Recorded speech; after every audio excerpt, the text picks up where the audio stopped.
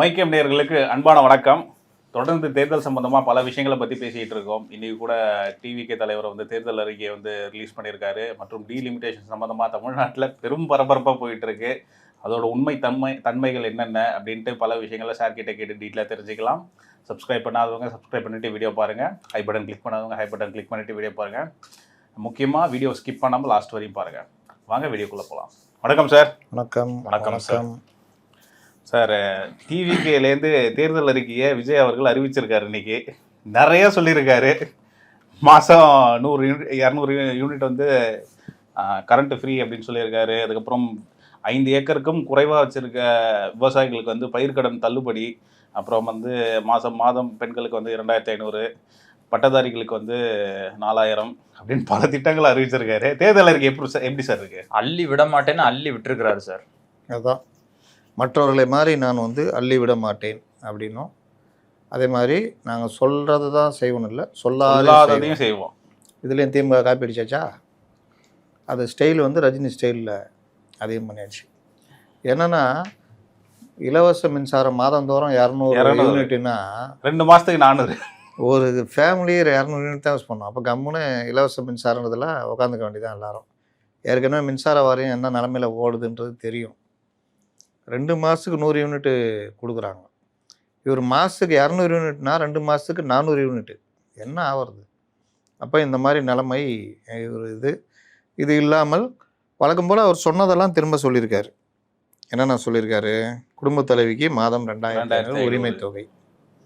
திமுகவை கிண்டல் அடிக்கிறீங்க. அவங்க 2000னா நீங்கள் 2500 கொடுக்குறீங்க. 3 சிலிண்டர்னார் அவர், அள்ளி விடுவதில்லைன்னாரு. 3 சிலிண்டர் முடிகிறது தான் அவர் சொல்கிறாரு. 6 சிலிண்டர், இவர் 6 சிலிண்டர் அள்ளி விட்றாரு. ஆனால் அள்ளி விடல அப்படின்றாரு. பிறக்கும் குழந்தைகளுக்கு தங்கம் முதல்ல மற்ற குழந்தை வரவேற்பு கிட்டு இதெல்லாம் ஏடிஎம்களை எப்போ கொடுத்துட்டு இருக்கிறாங்க. அரசு பேருந்தில் பெண்களுக்கு இலவச பயணம். இவர் தமிழ்நாடு முழுசுன்ற மாதிரி எல்லா பேருந்துன்ற மாதிரி, அதாவது எக்ஸ்பிரஸ்ஸு, இந்த வெளியூர் போகிற பஸ்ஸு எல்லாத்துக்கும் சேர்த்து சொல்கிறாரு போல். அப்புறம் அரசு வேலை வாய்ப்புகள் 75% தமிழர்களுக்கே. இது நல்ல விஷயந்தான். இது ஒரு இதுவாக கொண்டு வரணும். அதேமாதிரி அமைச்சர்களையும் 75% தமிழர்களையும் கொண்டு வந்தால் இன்னும் நல்லாயிருக்கும்னு நினைக்கிறேன். அப்புறம் அரசு வேலை இல்லாத பட்டதாரிகளுக்கு மாதம் 4000 நல்ல விஷயம். அது ஏற்கனவே நம்ம பேசியிருக்கோம். அவங்க அந்த இது அப்ளிகேஷன் போடுறது, செல்ஃபோன் ரீசார்ஜ், டேட்டாஸு, ஏதாவது ரிப்பேருக்கு இப்போ இது லேப்டாப்பு ரிப்பேருக்கு ஏதாவது ஒன்று செலவுக்கு வச்சுக்குவோம். மாணவர்களுக்கு மாதம் 20 லட்சம் வரை கடன், கல்வி கடன், பிணை இல்லா கடன். அதுவும் நல்ல விஷயம். வரணுமே, கொடுக்கணுமே. அரசு வேலை வாய்ப்பு 75, 5 ஏக்கர் கீழ் முழு பயிர்க்கடன் தள்ளுபடி. அன்னபூர்ணி சூப்பர் 6 திட்டத்தின் மூலம் ஒரு குடும்பத்திற்கு ஆண்டுக்கு 6 கேஸ் சிலிண்டரு. அரசு பள்ளி மாணவர் இடைநிற்றலை தடுக்க 1 to 12ஆம் வகுப்பு வரை படிக்கும் மாணவர்கள் தாய்மார்களுக்கு ஆண்டுக்கு கல்வி உதவித்தொகை 15000. இது ஒன்று. இந்த மாதிரி பல விஷயங்கள் அவர் சொல்லியிருக்காரு. இன்னும் பல இதை வந்து வழக்கமாக சொல்கிற அதே இதுதான். அதனால் அந்த ஏற்கனவே அவர் சொன்ன தேர்தல் அறிக்கையில் இதுதான். பைக்கை விட்டார் என்னன்னு தெரில. இல்லை, அவர் தானே சொன்னார் பைக்குன்னு. யார் சொன்னால்? அதை ஒரிஜினாவா? இல்லை, அவர் தான் சொன்னார். பைக்கு கார் லட்சியம், பைக்கு நிச்சயம். யார் சொன்னா? விஜய் அவர்கள் தான் சொன்னார். சரி, இந்த தடவை நிச்சயம் ஆட்சியே நிச்சயம் இல்லைன்றதுனால அதை தள்ளி வச்சிட்டாங்களான்னு தெரியல. வரப்போகிறதுலேன்னு தெரிஞ்சு இப்படி ஒரு தேர்தல் அறிக்கையா சார்? எப்படி பார்க்குறீங்க இதை? இந்த மாதிரி தேர்தல் அறிக்கை எல்லாருமே நான் திரும்ப திரும்ப சொல்கிறேன். கல்வி கடன், மாணவர்களுக்கு செய்கிறது, பயிர் கடன், இந்த மாதிரி விஷயங்கள்லாம் நல்ல விஷயம். இஷ்டத்துக்கு இலவசங்களை அள்ளி கொடுக்கறது, இந்த மாதிரிலாம் பண்ணுறது வந்து பெரிய சிக்கலில் கொண்டு போய் விடும். அரசுக்கு செலவு தான் அதிகரிக்கும். வருமானம் இருந்தால் தான் செலவு செஞ்சால் ஓரளவுக்கு இது பண்ண முடியும். இந்த மாதிரி பண்ணிட்டு போனால் அடுத்தவங்க தலைமையில் கட்டிட்டு போதா கட்டு போகிறார்ல 5 லட்சம் கோடிய வரவன் அப்படின்னு. இப்போ அவர் எடுத்துக்கின்னு அவர் இஷ்டத்துக்கு செலவு. இந்த மாதிரி இது அவர் கூட எடப்பாடி கூட ஏதாவது சொன்னால் அதுக்கு தனியாக டீம் வச்சுருக்காரு. அந்த டீமுக்கு அனுப்பி இது செய்ய முடியும் செய்ய முடியாதுன்னு அவங்க ஆய்வு பண்ணி சொன்னால் மட்டும்தான் வாக்குறுதியாக கொடுக்குறாராம். இப்போ அந்த மாதிரி விஷயங்கள்லாம் நேற்று கூட நான் காவலர்கள் 20 ஆண்டுகள் பணியாற்றுனா 20 ஆண்டுகள் அவங்கள எஸ்ஐ ஆக்கணும் அப்படின்றப்போ நான் அவங்களுடைய டீமில் சம்மந்தப்பட்டவங்களுக்கு இந்த கோரிக்கையை சொன்னால் நல்லா இருக்குமே அப்படின்னா, இது வந்து அந்த டீமுக்கெலாம் அனுப்பிச்சு இது எவ்வளோ 1 லட்சம் போலீஸார்னா எத்தனை பேர் என்ன செலவு எல்லாம் பார்த்து தான் சொல்லுவாங்க அப்படின்னாங்க. சரி, ஏதோ ஒன்று நல்ல விஷயம் சொல்கிறேன், பார்த்துக்குங்க அப்படின்னு. நம்மளால முடிஞ்சா தானே. போன கவர்மெண்ட்லேயே நம்ம சொன்னோம், பல இது சொன்னோம், இந்த மாதிரி பண்ணலாம் அந்த மாதிரி பண்ணலான்னு. எல்லாத்தையும் கேட்டுக்கிட்டு சொல்லிட்டியா போன்ற மாதிரி தான் அறிக்கையில் வந்துச்சு. ஆனால் இன்னும் வேலை நடக்கலை. சேம் இதே தான் நடந்தால் மறுபடியும் அடுத்த ஆட்சி இப்படியே தான் நம்ம மக்கள் போய்கிட்டு இருக்கிறாங்க. நடுநாளில் இந்த மாதிரி 1000 2000 அதான் ஓடிட்டு இருக்குது. அதனால் ஒரு பெரிய சுகம் இல்லை. இன்னைக்கு மாவட்ட செயலர் கூட்டம் நேரம் என்னாச்சு? இதுக்கு தான் இன்னைக்கு மாவட்ட தான் தேர்தல் அறிக்கை அந்த கூட்டத்தில் தான் வெளியிட்டு இருக்காரு. ஏங்க தேர்தல் நடக்குது, தேர்தல் அறிக்கையை ஒரு ப்ரெஸ் மீட் வச்சு ஒரு கூட புஷி அதை உட்கார வச்சுன்னு வெளியிட்டு போயின்னே இருக்கணும். ப்ரெஸ் ஆகாது சார். ஊரில் வேலை செய்ய ப்ரெஸ்ஸுன்னா ஆகாது சார். என்ன ஆகாது? பிரச்சனை ஆகாது. ஏங்க நான் சொல்கிறேன், அவ்வளோதான், முடிச்சுட்டு போயின்னே இருக்கிறேன். போ, இல்லாட்டி இதுக்குன்னே இருக்கிறான் ப்ரெஸ்ஸு. இப்போ தேர்தலில் ஒரு அயோக்கியத்தனம் நடக்குது தெரியுமா? என்ன சொல்லுங்கள் பார்ப்போம் கரெக்டாக. தெரியலையே சார். ஊடகங்கள் ஒரு அயோக்கியத்தனத்தை பண்ணிகிட்டு இருக்கிறாங்க. திமுக சார்பா யார் அந்த பேக்கேஜ் கொடுக்குறாங்களோ அவங்கள மட்டும் காட்டுவோம். இப்படி பேக்கேஜ் காட்டுறோன்னு எடுத்த உடனே அப்போ மற்றவங்கள எப்படி காட்ட முடியும்? பேக்கேஜ் கூட காட்டுறேன் ஏங்க இந்த இடத்துல பேக்கேஜுக்கு வா, இப்படி ஆகிடுச்சு மெயின் ஸ்ட்ரீம் மீடியா ஃபுல்லாகவே. அப்போ என்ன ஆகுதுன்னா பலரும் பிரச்சாரம் பண்ணாத மாதிரி, பலரும் ஃபீல்டில் இல்லாத மாதிரி ஒரு தோற்றம் வருது. என்னங்க அவர் இல்லையா, என்னங்க இவர் இல்லையா, அவர் இல்லையான்னு. அப்போ என்ன ஆகுதுன்னா ஒரு பெரிய விஷயங்கள் மறைக்கப்படுது. பெரும்பாலும் ஆளுங்கட்சி யார் பேக்கேஜ்னா ஆளுங்கட்சியில் தான் பெரும்பாலும் இருக்குது. அந்த செய்திகள் அவர்கள் வேட்பாளர்கள் இவர்கள் மட்டுமே பெருசாக. அது போக அதிமுகலன்னா இப்போ எடப்பாடி ஒவ்வொரு சேனலுக்கும் அதிமுக தரப்புலேருந்து கொடுத்துருப்பாங்க, எடப்பாடி பேசுகிறத காமிக்கிறாங்க. இன்னும் அந்த முன்னாள் அமைச்சர்கள் யாராவது பேசுறது வருதா வெளியே? சிவி சண்முகன் ஒருத்தருக்காரு எங்கேயாவது பிரச்சாரம் பண்ணுறேன்னு வருதா? அப்போ இந்த மாதிரி பல விஷயங்கள் இதில் போய் மாட்டிக்கிட்டு, அப்போ இவங்களுக்கே இந்த கதினா சின்ன சின்ன கட்சிகள் மற்றவர்கள்லாம் பார்த்துங்க. இதில் தான் நம்ம கேட்குறது, பிரதமர் வர்றாரு தெரியுதா தெரியலையா? அமித்ஷா நாளைக்கு நாளைக்கு வெள்ளி சனி சண்டே ஞாயிற்றுக்கிழமை 2 தொகுதிக்கு வர்றாரு. மயிலாப்பூருக்கும் கரூருக்கும் வந்துட்டு போகிறார். ஏதாவது தெரியுமா? ஏதாவது பிரச்சாரம் பண்ணுவாங்களா? ஏதாவது? இதுதான் காரணம். அப்போ இந்த மாதிரி இன்றைக்கி ஒரு பெரிய அயோக்கியத்தனம் நடந்துகிட்டு இருக்குது. மக்கள் சமூக ஊடகங்கள் பக்கம் போனால் தான் உண்டு. அந்த பொண்ணை மீஞ்சூரில் இஸ்லாமிய மாணவியை வீடு பூந்து ஒருத்தன் வெட்டுறான். அந்த வெட்டுற செய்தி மெயின் ஸ்ட்ரீம் மீடியா எதுலேயுமே வரல. எதிர்கட்சி சேனலில் மட்டும் 1-2 தடவை காமிக்கிறான். மற்றபடி அது ஒரு பெரிய இதாக மாறல, யாருக்குமே தெரியல. நான் சொல்கிறேன் அப்படியான்னு கேட்குறான். அந்த மாதிரி வெட்டியிருக்கான். அவன் முழு இதுலேயே இல்லை, சுயநினைவிலே இல்லை. அவன் இப்படி இருக்கிறான், அப்படியே போதையில். இதுதான் இன்றைக்கி நிலமை. அதை வச்சு நம்ம பிரேமலதா அன்னியார் அவர்களும் வம்பில் தூட்டுருக்காங்க. அது அப்புறம் பேசுவோம். வருவோம். நேற்று இந்த மண்ணச்சநல்லூரில் அந்த ஒரு பெண் தற்கொலை செஞ்சது கூட ஊடகங்கள் மறுப்பு செய்தி வெளியிட்டிருக்காங்க சார். இது நாங்கள் வெளியிடவே இல்லைன்னு ஒரு ஊடகமும், இதை இன்னொரு ஊடகம் இது தவறான செய்தி அப்படின்னு மன்னிப்பும் கோரி இருக்கிறாங்க சார். அது என்ன சார் அந்த சம்பவத்தினுடைய பின்னணி? அந்த இவர் வேட்பாளர் காரணம் இல்லை அப்படின்னா இல்ல அந்த 8000 ரூபாய் கூப்பன் கோடுனால ஒரு தற்கொலை செஞ்சுட்டாங்க இல்லையா, அந்த விவகாரம். தற்கொலை பண்ணிக்கல அப்படின்ட்டு தற்கொலையே பண்ணிக்கலையா இல்ல அவங்க சொல்லியிருந்தாங்க. அது முதல்ல தற்கொலை அப்படின்னு சொல்லிட்டு செய்தி வெளியிட்டுட்டாங்க. அப்புறம் அதுல 2 ஊடகத்துல ஒரு ஊடகம் நாங்க செய்தியை அப்படி வெளியிடலைன்னு, இன்னொரு ஊடகம் நாங்க வெளியிட்டது தவறான செய்தி, அதுக்கு மன்னிப்பு கோர்றோம்னு சொல்லியிருக்காங்க. தற்கொலை பண்ணிட்டாங்களா? அது உண்மை. தற்கொலை நடந்திருக்கு. இதுதான் நான் நேரத்தை சொன்னேன். இது என்ன வரும்ன்றது தெரியும். அதனால இதுடைய உண்மைத்தன்மை என்னன்னு பார்த்துட்டு பேசுவோம். அங்கே ஒன்று நடக்கும், அப்புறம் வேறு ஒன்று நடக்கும். இந்த மாதிரிலாம் பிரச்சனை. அதனால தான் இந்த மாதிரி விஷயங்களில் உண்மைத்தன்மையை தேடணும்னு சொல்கிறது. இது ஒன்று. ஆனால் இது தேர்தல் பிரச்சாரமாக அது மாறி போயிடுச்சு. இங்கே இந்த பொண்ணு மீஞ்சூர் போதையில் போய் தானே வெட்டியிருக்கான். அது வீட்டுக்குள்ளே இருக்கிற பொண்ணுக்கே பாதுகாப்பு இல்லையே. படிச்சிருந்த பொண்ணு பூந்து வெட்டு வீடு ஃபுல்லாக ரத்தம். அந்த காட்சி காமிக்கிறது பார்த்தா அப்படி இருக்குது. நமக்கு துரத்தி அந்த பொண்ணு ஓடி வீடு ஃபுல்லாக படிக்கட்டில் அங்கே எங்கேன்னு அவ்வளோ போராடி இருக்கும் போல் அந்த பொண்ணு. இன்றைக்கி உயிருக்கு போராடினது. இதுதான் இன்றைக்கி நிலமன்றது தான் பார்க்கணும். சரி சார், இப்போது ஹாட்டாக போயிட்டு இருக்க டாபிக் டீலிமிட்டேஷன். ராகுல் காந்தி கூட ஸ்டாலின் அவர்கள் ஃபோனில் பேசியிருக்காரு இன்னைக்கு. இதான் சாக்குன்னு பேசிட்டாப்புல. இவனா ராகுல் ஜி மன்னிச்சிங்க ஜி, எனர்ஜி வரவே மாட்டேங்கிறீங்க பார்க்கலாம். பனிப்போர் போயிட்டு இருக்குன்னு சொல்லிட்டு இருந்தோம், அது பனிப்போர் முடிஞ்சிருச்சு போல எங்கே இருக்கு. முடிஞ்சிச்சு? ராகுல்லாம் முடியாதுங்க. பேசாம இருந்ததுக்கு பேசுனது ஓகே தான். பேசினா உங்களுக்கு எப்படி தெரியும்? ராகுலுக்கு தெரியுமா அவர் பேசுனது? செய்தியெல்லாம் வருதே சார். செய்தியில் வருது. ராகுலுக்கு தெரியுமான்னு முதல்வர் பேசுனது. அதில் என்ன சொல்லியிருக்காருன்னா, டீலிமிட்டேஷனுக்கு எதிராக நீங்கள் வந்து போராடணும், நீங்கள் எடுக்கிற ஒவ்வொரு ஆக்ஷன், யார் அவர் போறான்னு இவர் சொல்கிறாரு. நீங்கள் எடுக்கிற ஒவ்வொரு ஆக்ஷனுக்கும் திமுக வந்து துணை நிற்கணும். டீலிமிட்டேஷனில் இவங்க எல்லாம் போட்டு உருட்டு இருக்குல்ல, அதில் அகில இந்திய தலைவர்களும் அவரவர்களுக்கு வேறு கருத்து இருக்குது. இதில் 2 கட்சி இந்தியா கூட்டணியில் இருக்கிற கட்சியே டீலிமிட்டேஷன் இதுக்கு ஆதரவு தெரிவிச்சிருக்காங்க. தெரியுமா? ஒமர் அப்துல்லாவும் இன்னொரு கட்சி இதுவும் ஆதரவு தெரிவிச்சிருக்காங்க. அதனால் இப்போ கேளுங்க, உங்கள் பிரச்சனை என்னன்னு சொல்லுங்கள். இதை பேசியிருந்தீங்க. இல்லை சார், இப்போ டீலிமிட்டேஷனால தென் மாநிலங்களுக்கெல்லாம் வந்து தொகுதிகள் குறையுது, அதே சமயம் வட மாநிலங்களுக்கெல்லாம் வந்து தொகுதிகள் அதிகமாகுது. இது காலப்போக்கில் வந்து நம்மளுடைய ரெப்ரசன்டேஷனை கம்மி பண்ணிடாதா மக்களவையில்?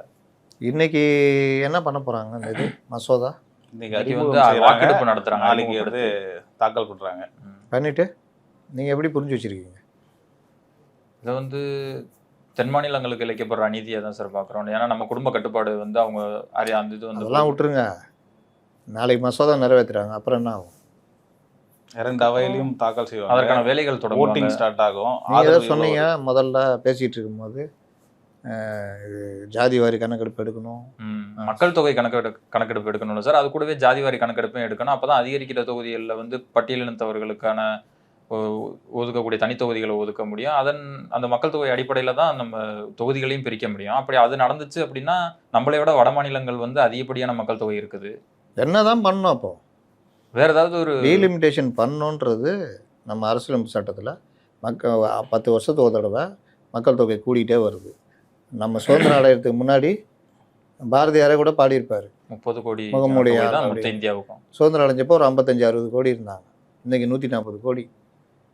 ஒரு எம்பி ஒரு 8 லட்சம் 10 லட்சம் பேருக்கு ரெப்ரசன்டேட்டிவ் வந்தால் பரவாயில்ல. 20 லட்சம் 25 லட்சம் பேருக்கு இருந்தாங்கன்னா அதுக்கு இந்த மாதிரி வரும்னு தெரிஞ்சு தான் நான் அம்பேத்கரை பற்றி பேசணும். அதில் அவங்க வகுத்ததில் டீலிமிட்டேஷனும் ஒன்று. 10-11 வருஷத்துக்கு 10 வருஷம் ஒரு தடவை மக்கள் தொகை அடிப்படையில் தொகுதி வரையறை செய்யணும்னு. இதில் என்ன பிரச்சனை வந்தது? மக்கள் தொகை கட்டுப்பாடு, குடும்ப கட்டுப்பாடு திட்டங்கள் வந்ததில் இந்த தென் மாநிலங்கள் கடுமையாக கடைப்பிடிச்சாங்க, வட மாநிலங்கள் கடைப்பிடிக்கலை. அவங்க மக்கள் தொகை அதிகம். அதனால் மக்கள் தொகை அடிப்படையில் இந்த இதை டீலிமிட்டேஷன், அந்த தொகுதி மறுவரையறை பண்ணால் நம்முடைய பிரதிநிதித்துவம் குறைஞ்சிரும். வட மாநிலங்கள், குறிப்பாக இந்தி பேசுகிற மாநிலங்களுடைய ஆதிக்கம் அதிகமாகிடும் அப்படின்னு இது உங்களுக்கெல்லாம் தோணுது. 50 வருஷத்துக்கு முன்னாடியே எல்லாருக்கும் தோணிடுச்சு. இந்த பிரச்சனையை தான் எல்லாரும் எழுப்பி 71 இந்த மாதிரி பண்ணக்கூடாதுன்னொன்னா, இல்லை பண்ணலைன்னு சொல்லிட்டு இருக்கின்ற நிலையிலேயே மறுவரையறை பண்ணலாம். அந்த ரெப்ரசன்டேட்டிவ் அந்த மக்கள் தொகையை பண்ணாமல் இருக்கிற இதுலேயே என்ன இதை பண்ணலான்றது. அப்போவும் உத்தரப்பிரதேசுக்கு அதே 80 தான் இருந்தது, இல்லை கொஞ்சம் கம்மியாக 75 அப்படி இருந்திருக்கும். நமக்கும் 41 இருந்தது 57. அதுக்கப்புறம் 2 குறைஞ்சி 39. இந்த 39 உள்ளுக்குள்ளேயே தொகுதி மறுவரையெல்லாம் பண்ணாங்க. அதுக்கப்புறம் ஒரு 25 வருஷத்துக்கு தள்ளி போட்டாங்க. 2001 மீண்டும் இந்த டீலிமிட்டேஷனை இன்னொரு 25 வருஷத்துக்கு நம்ம தள்ளி போடலாம். 26 21 மக்கள் தொகை அடிப்படையில் இந்த டீலிமிட்டேஷனை பண்ணலாம் அப்படின்னு திமுக உட்பட சைன் பண்ணி அந்த தள்ளி போட்டதுடைய இது இந்த 26 வருது. இப்போ டீலிமிட்டேஷன் பண்ணி ஆகணுன்ற லிமிட் வரும்போது, அன்றைக்கி ஒப்புக்கிட்டு கையெழுத்தெல்லாம் போட்டுட்டு வாஜ்பாய் கவர்மெண்ட்டில் இன்றைக்கி வந்துட்டு தொட்டுப்பார் சீண்டிப்பார் 60களில் திமுக பார்ப்போம் அதுன்னா இது ஒரு பார்ட்டு. இன்னொன்று என்ன சொல்கிறீங்க? மக்கள் தொகை அடிப்படையில் பண்ணாங்க. மக்கள் தொகை அடிப்படையில் நாங்கள் பண்ணவும் மாட்டோம்னு உறுதிமொழி கொடுத்தா பிறகும் வேறு என்ன உறுதிமொழி கொடுக்கணும்? இல்லை, இது அவங்க எப்படி சொல்கிறாங்க அப்படின்னா, இது வந்து ஒரு தொடக்கம், இதை வச்சு பின்னாடி மக்கள் தொகை அடிப்படையில் தான் கொண்டு வருவாங்க அப்படின்னு சொல்கிறாங்க. இது வந்து பிஜேபியினுடைய சதித்திட்டம்னு சொல்கிறாங்க சார். யூகங்களுக்கு இதெல்லாம் நம்ம பேச முடியாது. சட்டம் என்ன சொல்லுது, அங்கே என்ன வைக்கிறாங்க, என்ன சொல்ல போகிறாங்க, என்ன பண்ண போகிறோம், இது தான் நம்ம பேச முடியும். இப்படி பண்ணுவாங்க அப்படி பண்ணுவாங்கன்னா அதுக்கெலாம் நம்ம பேசிட்டு முடியாது. இப்போ ஆர்டிகல் வருது. ஒரு 10 ஆர்டிகல்கிட்ட சொல்கிறாங்க. இதில் ஆர்டிகல் 82 ஒவ்வொரு மக்கள் தொகை கணக்கெடுப்புக்கு பிறகும் தொகுதிகளை மீண்டும் சீரமைத்தல், readjustment after each census. Article 81 மக்களவையுடைய கட்டமைப்பு சம்மந்தப்பட்டது. 82 இது. ஆர்டிகல் 170 மாநில சட்டப்பேரவைகளுடைய கட்டமைப்பு இங்கே அசம்பிளி. இது 330 வந்து ஆர்டிகல் 330 வந்து மக்களவையில் எஸ்சி/எஸ்டி வகுப்பினருக்கான இடஒதுக்கீடு. 332 வந்து மாநில சட்டப்பேரவைகளில் எஸ்சி/எஸ்டிக்கான ஒதுக்கீடு. 334A மகளிர் இடஒதுக்கீடு 2023 திருத்தப்பட்டது. புதிதாக சேர்க்கப்பட்ட மகளிர் இடஒதுக்கீடு தொடர்பான சரத்து. இதையெல்லாம் தான் நீங்கள் விவாதிக்க போகிறாங்க. இது நாடாளுமன்றம் மற்றும் சட்ட இடஒதுக்கீடு சம்மந்தமான இது ஒரு சட்டம் இருக்குது. அது வந்து என்ன சொல்லுதுன்னா, மக்கள் தொகை அடிப்படையில் 73 அது ஒரு முடிவெடுத்திருக்காங்க. மக்கள் தொகை அடிப்படையில் இந்த தொகுதி மறுவரை பண்ண மாட்டோம் அப்படின்னு 76 வந்துருக்குது அந்த ஒரு இது. அது வந்து மக்கள் தொகை அடிப்படையில் நாங்கள் வந்து பண்ண மாட்டோம் அப்படின்னு. இப்போ இதில் இப்போ கொண்டு வர அமெண்ட்மெண்ட் வந்து என்னென்னா, இதை எல்லாத்தையும் பற்றி என்னென்ன கொண்டு போகணும். இப்போ நீங்கள் சொன்னீங்க ஜாதி அடிப்படையில் சென்சஸ்லாம் எடுத்தா பிறகு தான் இடஒதுக்கி இந்த மறுவரை பண்ணணும். அப்படி தான் பண்ண போகிறாங்க. சென்சஸ்லாம் எடுத்த பிறகு தான் 33% பெண்களுக்கு எவ்வளோ பேர் இருக்காங்க இடஒதுக்கீடு நிர்ணயம் பண்ணணும். அப்படி தான் பண்ண போகிறாங்க. மக்கள் தொகை கணக்கெடுப்பு 21/2011 அடிப்படையில் கொண்டு போகலான்னு ஒரு முடிவு பண்ணியிருக்காங்க. இதில் சென்சஸ் எடுத்த பிறகு தான் ஜாதி வாரி கணக்கெடுப்புலாம் எடுத்து போகலாம் சில பேருடைய நிலைப்பாடாக இருக்குது. இது பேச்சு முடிஞ்சு என்னன்றதை கொண்டு வருவாங்க. இதில் நாங்கள் சொல்கிறது 50% ஈக்குவலாக நாங்கள் எல்லா ஸ்டேட்டுக்குமே பிரித்து கொடுக்க போகிறோம். அப்போ இப்போ இருக்கிறதுலே அப்படியே 50%ன்னா எல்லாருக்குமே அது ஒரே ரேஷியோவில் தான் ஏறப்போகுது. இதில் என்ன பிரச்சனை? அதில் ஒருத்தர் சொல்கிறாரு 15,000 சம்பளம் வாங்குறவருக்கு 10%ன்னா 1,500. 1,50,000 லட்சம் வாங்குறவருக்கு 10%ன்னா 15,000. இது எப்படி ஈக்குவாலிட்டி ஆகும் அப்படின்னு. 15,000 சம்பளம் வாங்குறவர் அட்டெண்டராக இருப்பார். 1,50,000 லட்சம் சம்பளம் வாங்குறவர் அந்த டீமுக்கே ஹெட்டாக இருப்பார். அவர் வேலையும் டீ போடுற ஒரு வேலையும் ஒன்றாயிடுமா? அந்த நிறுவனத்தையே வழி நடத்தி வருமானத்தை கொண்டு வர வேலையில் 1,50,000 லட்சம் சம்பளம் வாங்குறவர் இருப்பார். அதுக்கு வேலை செய்கிறவங்களுக்கு உதவி செய்கிற அட்டெண்டர் வேலையில் 15,000 வாங்குறவர் இருப்பார். அப்படி பார்த்தாலும் இந்தியாவுக்கு வந்து பொருளாதாரம் அதிகமாக உற்பத்தி பண்ணி கொடுக்கறதுல தென் மாநிலங்கள் தானே சார் இருக்குது. பொருளாதாரம் அது உற்பத்தி பண்ணி கொடுக்கறது, அதுடைய ரேஷியோ இதெல்லாம் ஒரு தனி இது. இப்போ வந்து இப்போ தமிழ்நாடே எடுத்துக்கிட்டால கோவையுடைய வருமானமும் அரியலூருடைய வருமானமும் ஒன்றா இருக்காது. ஆனால் இந்த வருமானத்தை எல்லாம் ஒன்றா போட்டு அரியலூரை டெவலப் பண்ணணும். அதுக்காக கூடுதலாக அரியலூர் கொடுப்பாங்க. கோவை டெவலப் ஆகி நம்ம கொடுத்துக்கிட்டு இருக்குது. அங்கே அதுக்கேற்ற மாதிரி ஓரளவுக்கு பார்த்து பண்ணி தருவாங்க. இதுதான் ஒரு மாநிலத்துக்கு ஒரு சமச்சீர்னா இதே தான் அகில இந்திய லெவல்லையும் நடக்கும். அப்போது உத்தரப்பிரதேசம் இன்னும் டெவலப் ஆகணும், அடுத்த கட்டத்தை நோக்கி நகரணும் அப்படின்னா உத்தரப்பிரதேசம் மக்கள் தொகை அதிகம், அங்கே திட்டங்களுக்கான செலவினங்கள் மற்றது வேணும். ஆனால் அவங்களுடைய வருமானம் பார்த்திங்கன்னா கம்மியாக இருக்குது. தமிழ்நாடு முன்னேறிய மாநிலம், இங்கே வருமானம் ஜாஸ்தி வந்துக்கிட்டு தான் இருக்குது. அப்போ மொத்தமாக வசூலித்து அதில் ரேஷியோ தான் பிரித்து கொடுக்குறாங்க. இதில் மக்கள் தொகை அடிப்படையில் வருமானம் இந்த பொருளாதாரத்தை கொடுத்ததையும் இப்போ அந்த ரேஷியோவும் குறைச்சிட்டாங்க. கிட்டத்தட்ட 1.5% வரைக்கும் உத்தரப்பிரதேசலாம் குறைச்சிருக்காங்க. நீங்கள் குறுகிய காலமாக குறுகிய பார்வையோடு எந்த ஒரு விஷயத்தை பார்த்தாலும் தப்பாகவே தெரியும். இந்தியான்ற பார்வை பார்த்திங்கன்னா இந்தியாவில் இருக்கிற மாநிலங்களில் முன்னேறின மாநிலம் அந்த வருமானம் எல்லாம் சேர்ந்து முன்னேறாத மாநிலத்தை மேலும் இம்ப்ரூவ் பண்ணி அதையும் கொண்டு வந்தால் இந்தியாவே மொத்தமாக முன்னேறுன்றது தான் பொதுவான பார்வையாக இருக்குது. இதே ஸ்டாலின் பிரதமரை போய் உட்காந்தாலும் இந்த முடிவை தான் எடுப்பார், நிதியமைச்சராக உட்காந்தாலும் இந்த முடிவு தான் எடுப்பார். ஆனால் ஸ்டேட்டில் உட்காந்துட்டு இருக்கும்போது என்ன வேணால் பேசலாம். என்ன இது மாதிரி பண்ணுறீங்க, எங்கள்கிட்ட வாங்கிட்டு எங்களுக்கு இவ்வளோ தான் கொடுக்குறீங்க, நாங்கள் தான் அதிகம் கொடுக்குறோம், ஆனால் எங்களுக்கு இவ்வளோ கொடுக்குறீங்க, கம்மியாக கொடுக்குறவங்களுக்கு அதிகமாக கொடுக்குறீங்க அப்படின்னு.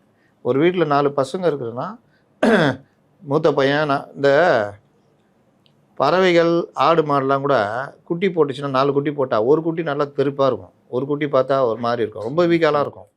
அப்போ அந்த வளர்க்குறவங்க என்ன பண்ணுவாங்கன்னா இதை பிடிச்சி தள்ளி விட்டு அதுக்கு கொஞ்சம் பால் அதிகமாக கொடுக்கறதுக்கு ட்ரை பண்ணுவாங்க. ஏன்னா கொஞ்சம் தேவை, அப்போ தான் அது இதுக்கு ஈக்குவலாக வர முடியும். இது மாநிலங்களுக்கும் பொருந்தும்.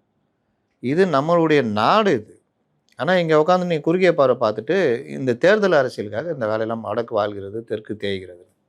அதுக்காக அந்த மாதிரிலாம் இல்லவே இல்லைன்னு சொன்னால் இருக்கும், இல்லாமலாம் இருக்காது. கொஞ்சம் அந்த பாசம் இருக்கும், எல்லாமே இருக்கும். ரெப்ரசன்டேஷன்றது உங்களுக்கு இங்கே 40 சீட்டு 60 சீட் ஆகுதுன்னா அங்கே 80 சீட்டு 120 சீட்டாக தான் ஆகும். அதே பர்சன்டேஜ் தான் வரும். நீங்கள் மொத்தமாக வச்சுக்கிட்டு பார்த்தா அவங்களுக்கு 40 சீட்டு ஏறிக்குது, நம்ம 20 சீட்டு தானே ஏறி இருக்குதுன்ற மாதிரிலாம் பார்க்கவே முடியாது. அந்த மாதிரி பார்வை பார்த்தோன்னா நீங்கள் எந்த முடிவும் எடுக்க முடியாது. வேறு ஏதாவது மாற்றம் ஏதாவது சொல்லுங்கள். இல்லை சார், இப்போ காம்பவுண்டிங் அடிப்படையில் நம்ம பார்த்தோம்னா இந்த முறை நமக்கு 20 அவங்களுக்கு 40 ஏறது பெருசாக தெரியாது. ஆனால் காலப்போக்கில் இன்னொரு 2 டீலிமிட்டேஷன் அடுத்தெல்லாம் பார்த்தா அவங்களோட எண்ணிக்கை எங்கேயோ இருக்கும், நம்மளோட எண்ணிக்கை அப்பவும் கொஞ்சம் கொஞ்சமாக தானே சரி ஏறிட்டு இருக்கோம். நீங்கள் எல்லாத்தையுமே வந்து நாளைக்கு என்ன நடக்கும், நாளைக்கு என்ன நடக்கும், இப்போ எப்படி நடக்கும், இது இப்படியா அது அப்படியாலாம் பார்த்தீங்கன்னா நடக்காது. ஏதாவது ஒரு முடிவை ஒரு தீர்வை ஒவ்வொரு கட்டத்திலும் தேடி தான் ஆகணும். இப்படி தான் பேசி பேசி 50 வருஷத்தை தள்ளிட்டாங்க. 71லேருந்து 2026 50 வருஷம் தள்ளிட்டாங்க. இப்போவும் டீலிமிட்டேஷனுக்கு மறுபடியும் ஒரு வரையறை சொன்னால் மறுபடியும்னா 50 லட்சம் பேருக்கு ஒரு எம்பி இருப்பான். அப்போ இதுக்கு என்ன தீர்வுன்றதை மாற்ற சொல்லணும்ல. இது வேணாம், அப்போ இப்படி சொல்லு, எப்படி சொல்லணும் சொல்லுங்கள். இல்லை இவங்க திமுக ஏதாவது மாற்று வைக்கிறாங்களா? கூடாதுன்னு தான் சொல்கிறாங்களே தவிர மாற்று நான் சொல்லுங்கள். நீங்கள் கூடாது மக்கள் தொகை அடிப்படையில் கொடுத்தீங்கன்னா அவனுக்கு வந்து நமக்கு 3% இழக்கிறோம் அப்படி தான் சொன்னாங்க. அவங்க வந்து எங்கேயோ போகிறாங்க அப்படின்னு. அதனால் அது இல்லைங்க, சீராக கொடுக்குறோன்றாங்க. சீரானா அவன் வந்து 80 எம்பி வச்சுருக்கான். அவ்வளோ பெரிய பரப்பளவு, நம்மளோட 3 மடங்கு அதிகம். வாக்காளர் எண்ணிக்கை கிட்டத்தட்ட 12 கோடி என்னமோ வாக்காளர் எண்ணிக்கை. உத்தரப்பிரதேசம் 22 கோடி வச்சுருக்காங்க சார் வாக்காளர்கள். 15 கோடியோ 16 கோடியோ இருக்கும். அப்படி இருக்கும்போது நம்ம இங்கே வாக்காளர் எண்ணிக்கை 5.5 கோடி. அப்போ இதுக்கு 39 தொகுதி, 22 லட்சம் 20 லட்சம் ஒரு எம்பிக்குன்னா அங்கே பார்த்தீங்கன்னா எங்கேயோ போயிடும். இல்லை எங்களுக்கு மட்டும் ஏற்றி கொடுங்க, எங்களுக்கு 50 ஆக்குங்க, அவங்களுக்கு வெறும் 100 ஆக்குங்கன்னா அப்போவும் எம்பி பார்த்தா ரேஷியோ பெரிய சிக்கல் வரும். அதனால் இந்த விஷயங்கள் எல்லாம் பிஜேபின்னு வச்சு தானே பார்க்குறாங்க, அப்படி தானே பார்க்குறாங்க. இல்லை இப்போ பிஜேபி அப்படின்னு பார்க்கறதுனால இப்போ இந்த டீலிமிட்டேஷனால அதிக தொகுதிகள் 20 வருஷத்துக்கு முன்னாடி யார் ஆட்சியில் இருந்தா? காங்கிரஸ். 50 ஆண்டு காலம் சுதந்திரம் அடைஞ்சிலேருந்து யார் ஆட்சியில் இருக்கா? காங்கிரஸ். இப்போ யார் இருக்கா? பிஜேபி. 15 வருஷம் இருக்காங்க. நீங்கள் சொல்கிற மாதிரி இன்னொரு 25 வருஷம் கழிச்சு யார் இருப்பா? ஒரு இடதுசாரிகள் கூட இருக்கலாம். மாநில நிலைமைகள் எப்படி இருக்கும்? இன்றைக்கி ஒன்றும் இல்லாத மாநிலம்னு சொன்ன பீகார் முன்னேறிட்டு போய்கிட்டு இருக்கான் அவனுடைய இதுவை. பல மாநிலங்கள் இன்றைக்கி வேறு வேறு இதில் அவங்களுடைய பங்களிப்பை செலுத்திட்டு போய்கிட்டு இருக்காங்க. அப்போ இந்த மாதிரிலாம் ஒவ்வொருத்தரும் அவங்களுடைய இதை பங்களிப்பை செலுத்தி போனால் தான் இந்தியான்றது ஒரு பெரிய டெவலப் கண்ட்ரியாக மாறும். நாங்களே இப்படி தான், நாங்கள் வந்து 100 ரூபா கட்டுவோம், எங்களுக்கு 50 ரூபா கொடுத்துடணும். அவங்க 50 ரூபா கட்டினாங்கன்னா அவங்களுக்கு 25 ரூபா தான் கொடுக்கணும்னா அவன் அப்படியே தான் இருப்பான். தமிழ்நாடு இன்னும் கொஞ்சம் இதாக தான் இருக்கும். அப்போ என்ன ஆகும்னா சமச்சீரற்ற ஒரு இது வரும். ஒரு கவர்மெண்ட்டு எல்லா ஸ்டேட்டுக்குமே சமமாக பார்த்து அந்த ரேஷியோ எதை தூக்கி வைக்க முடியும், எதை முன்னேற்ற முடியும். இவன் முன்னேறிட்டான், அப்போ இவனை கொஞ்சம் முன்னேற வைக்கணும். ஒரு ஸ்கூலில் நல்லா படிக்கிற பையன் இருப்பான், நல்லா படிக்காத பையனை நல்லா படிக்கிற பையன் அளவுக்கு ஏற்றணும்னா அந்த ஸ்கூலுடைய ரேஷியோவை நல்லாயிருக்கும். ஈக்விட்டி. இதை தான் எல்லா ஸ்டேட்டும் பண்ணோம், எல்லா நாடுகளும் பண்ணோம். நம்ம பண்ணுறோம்ல.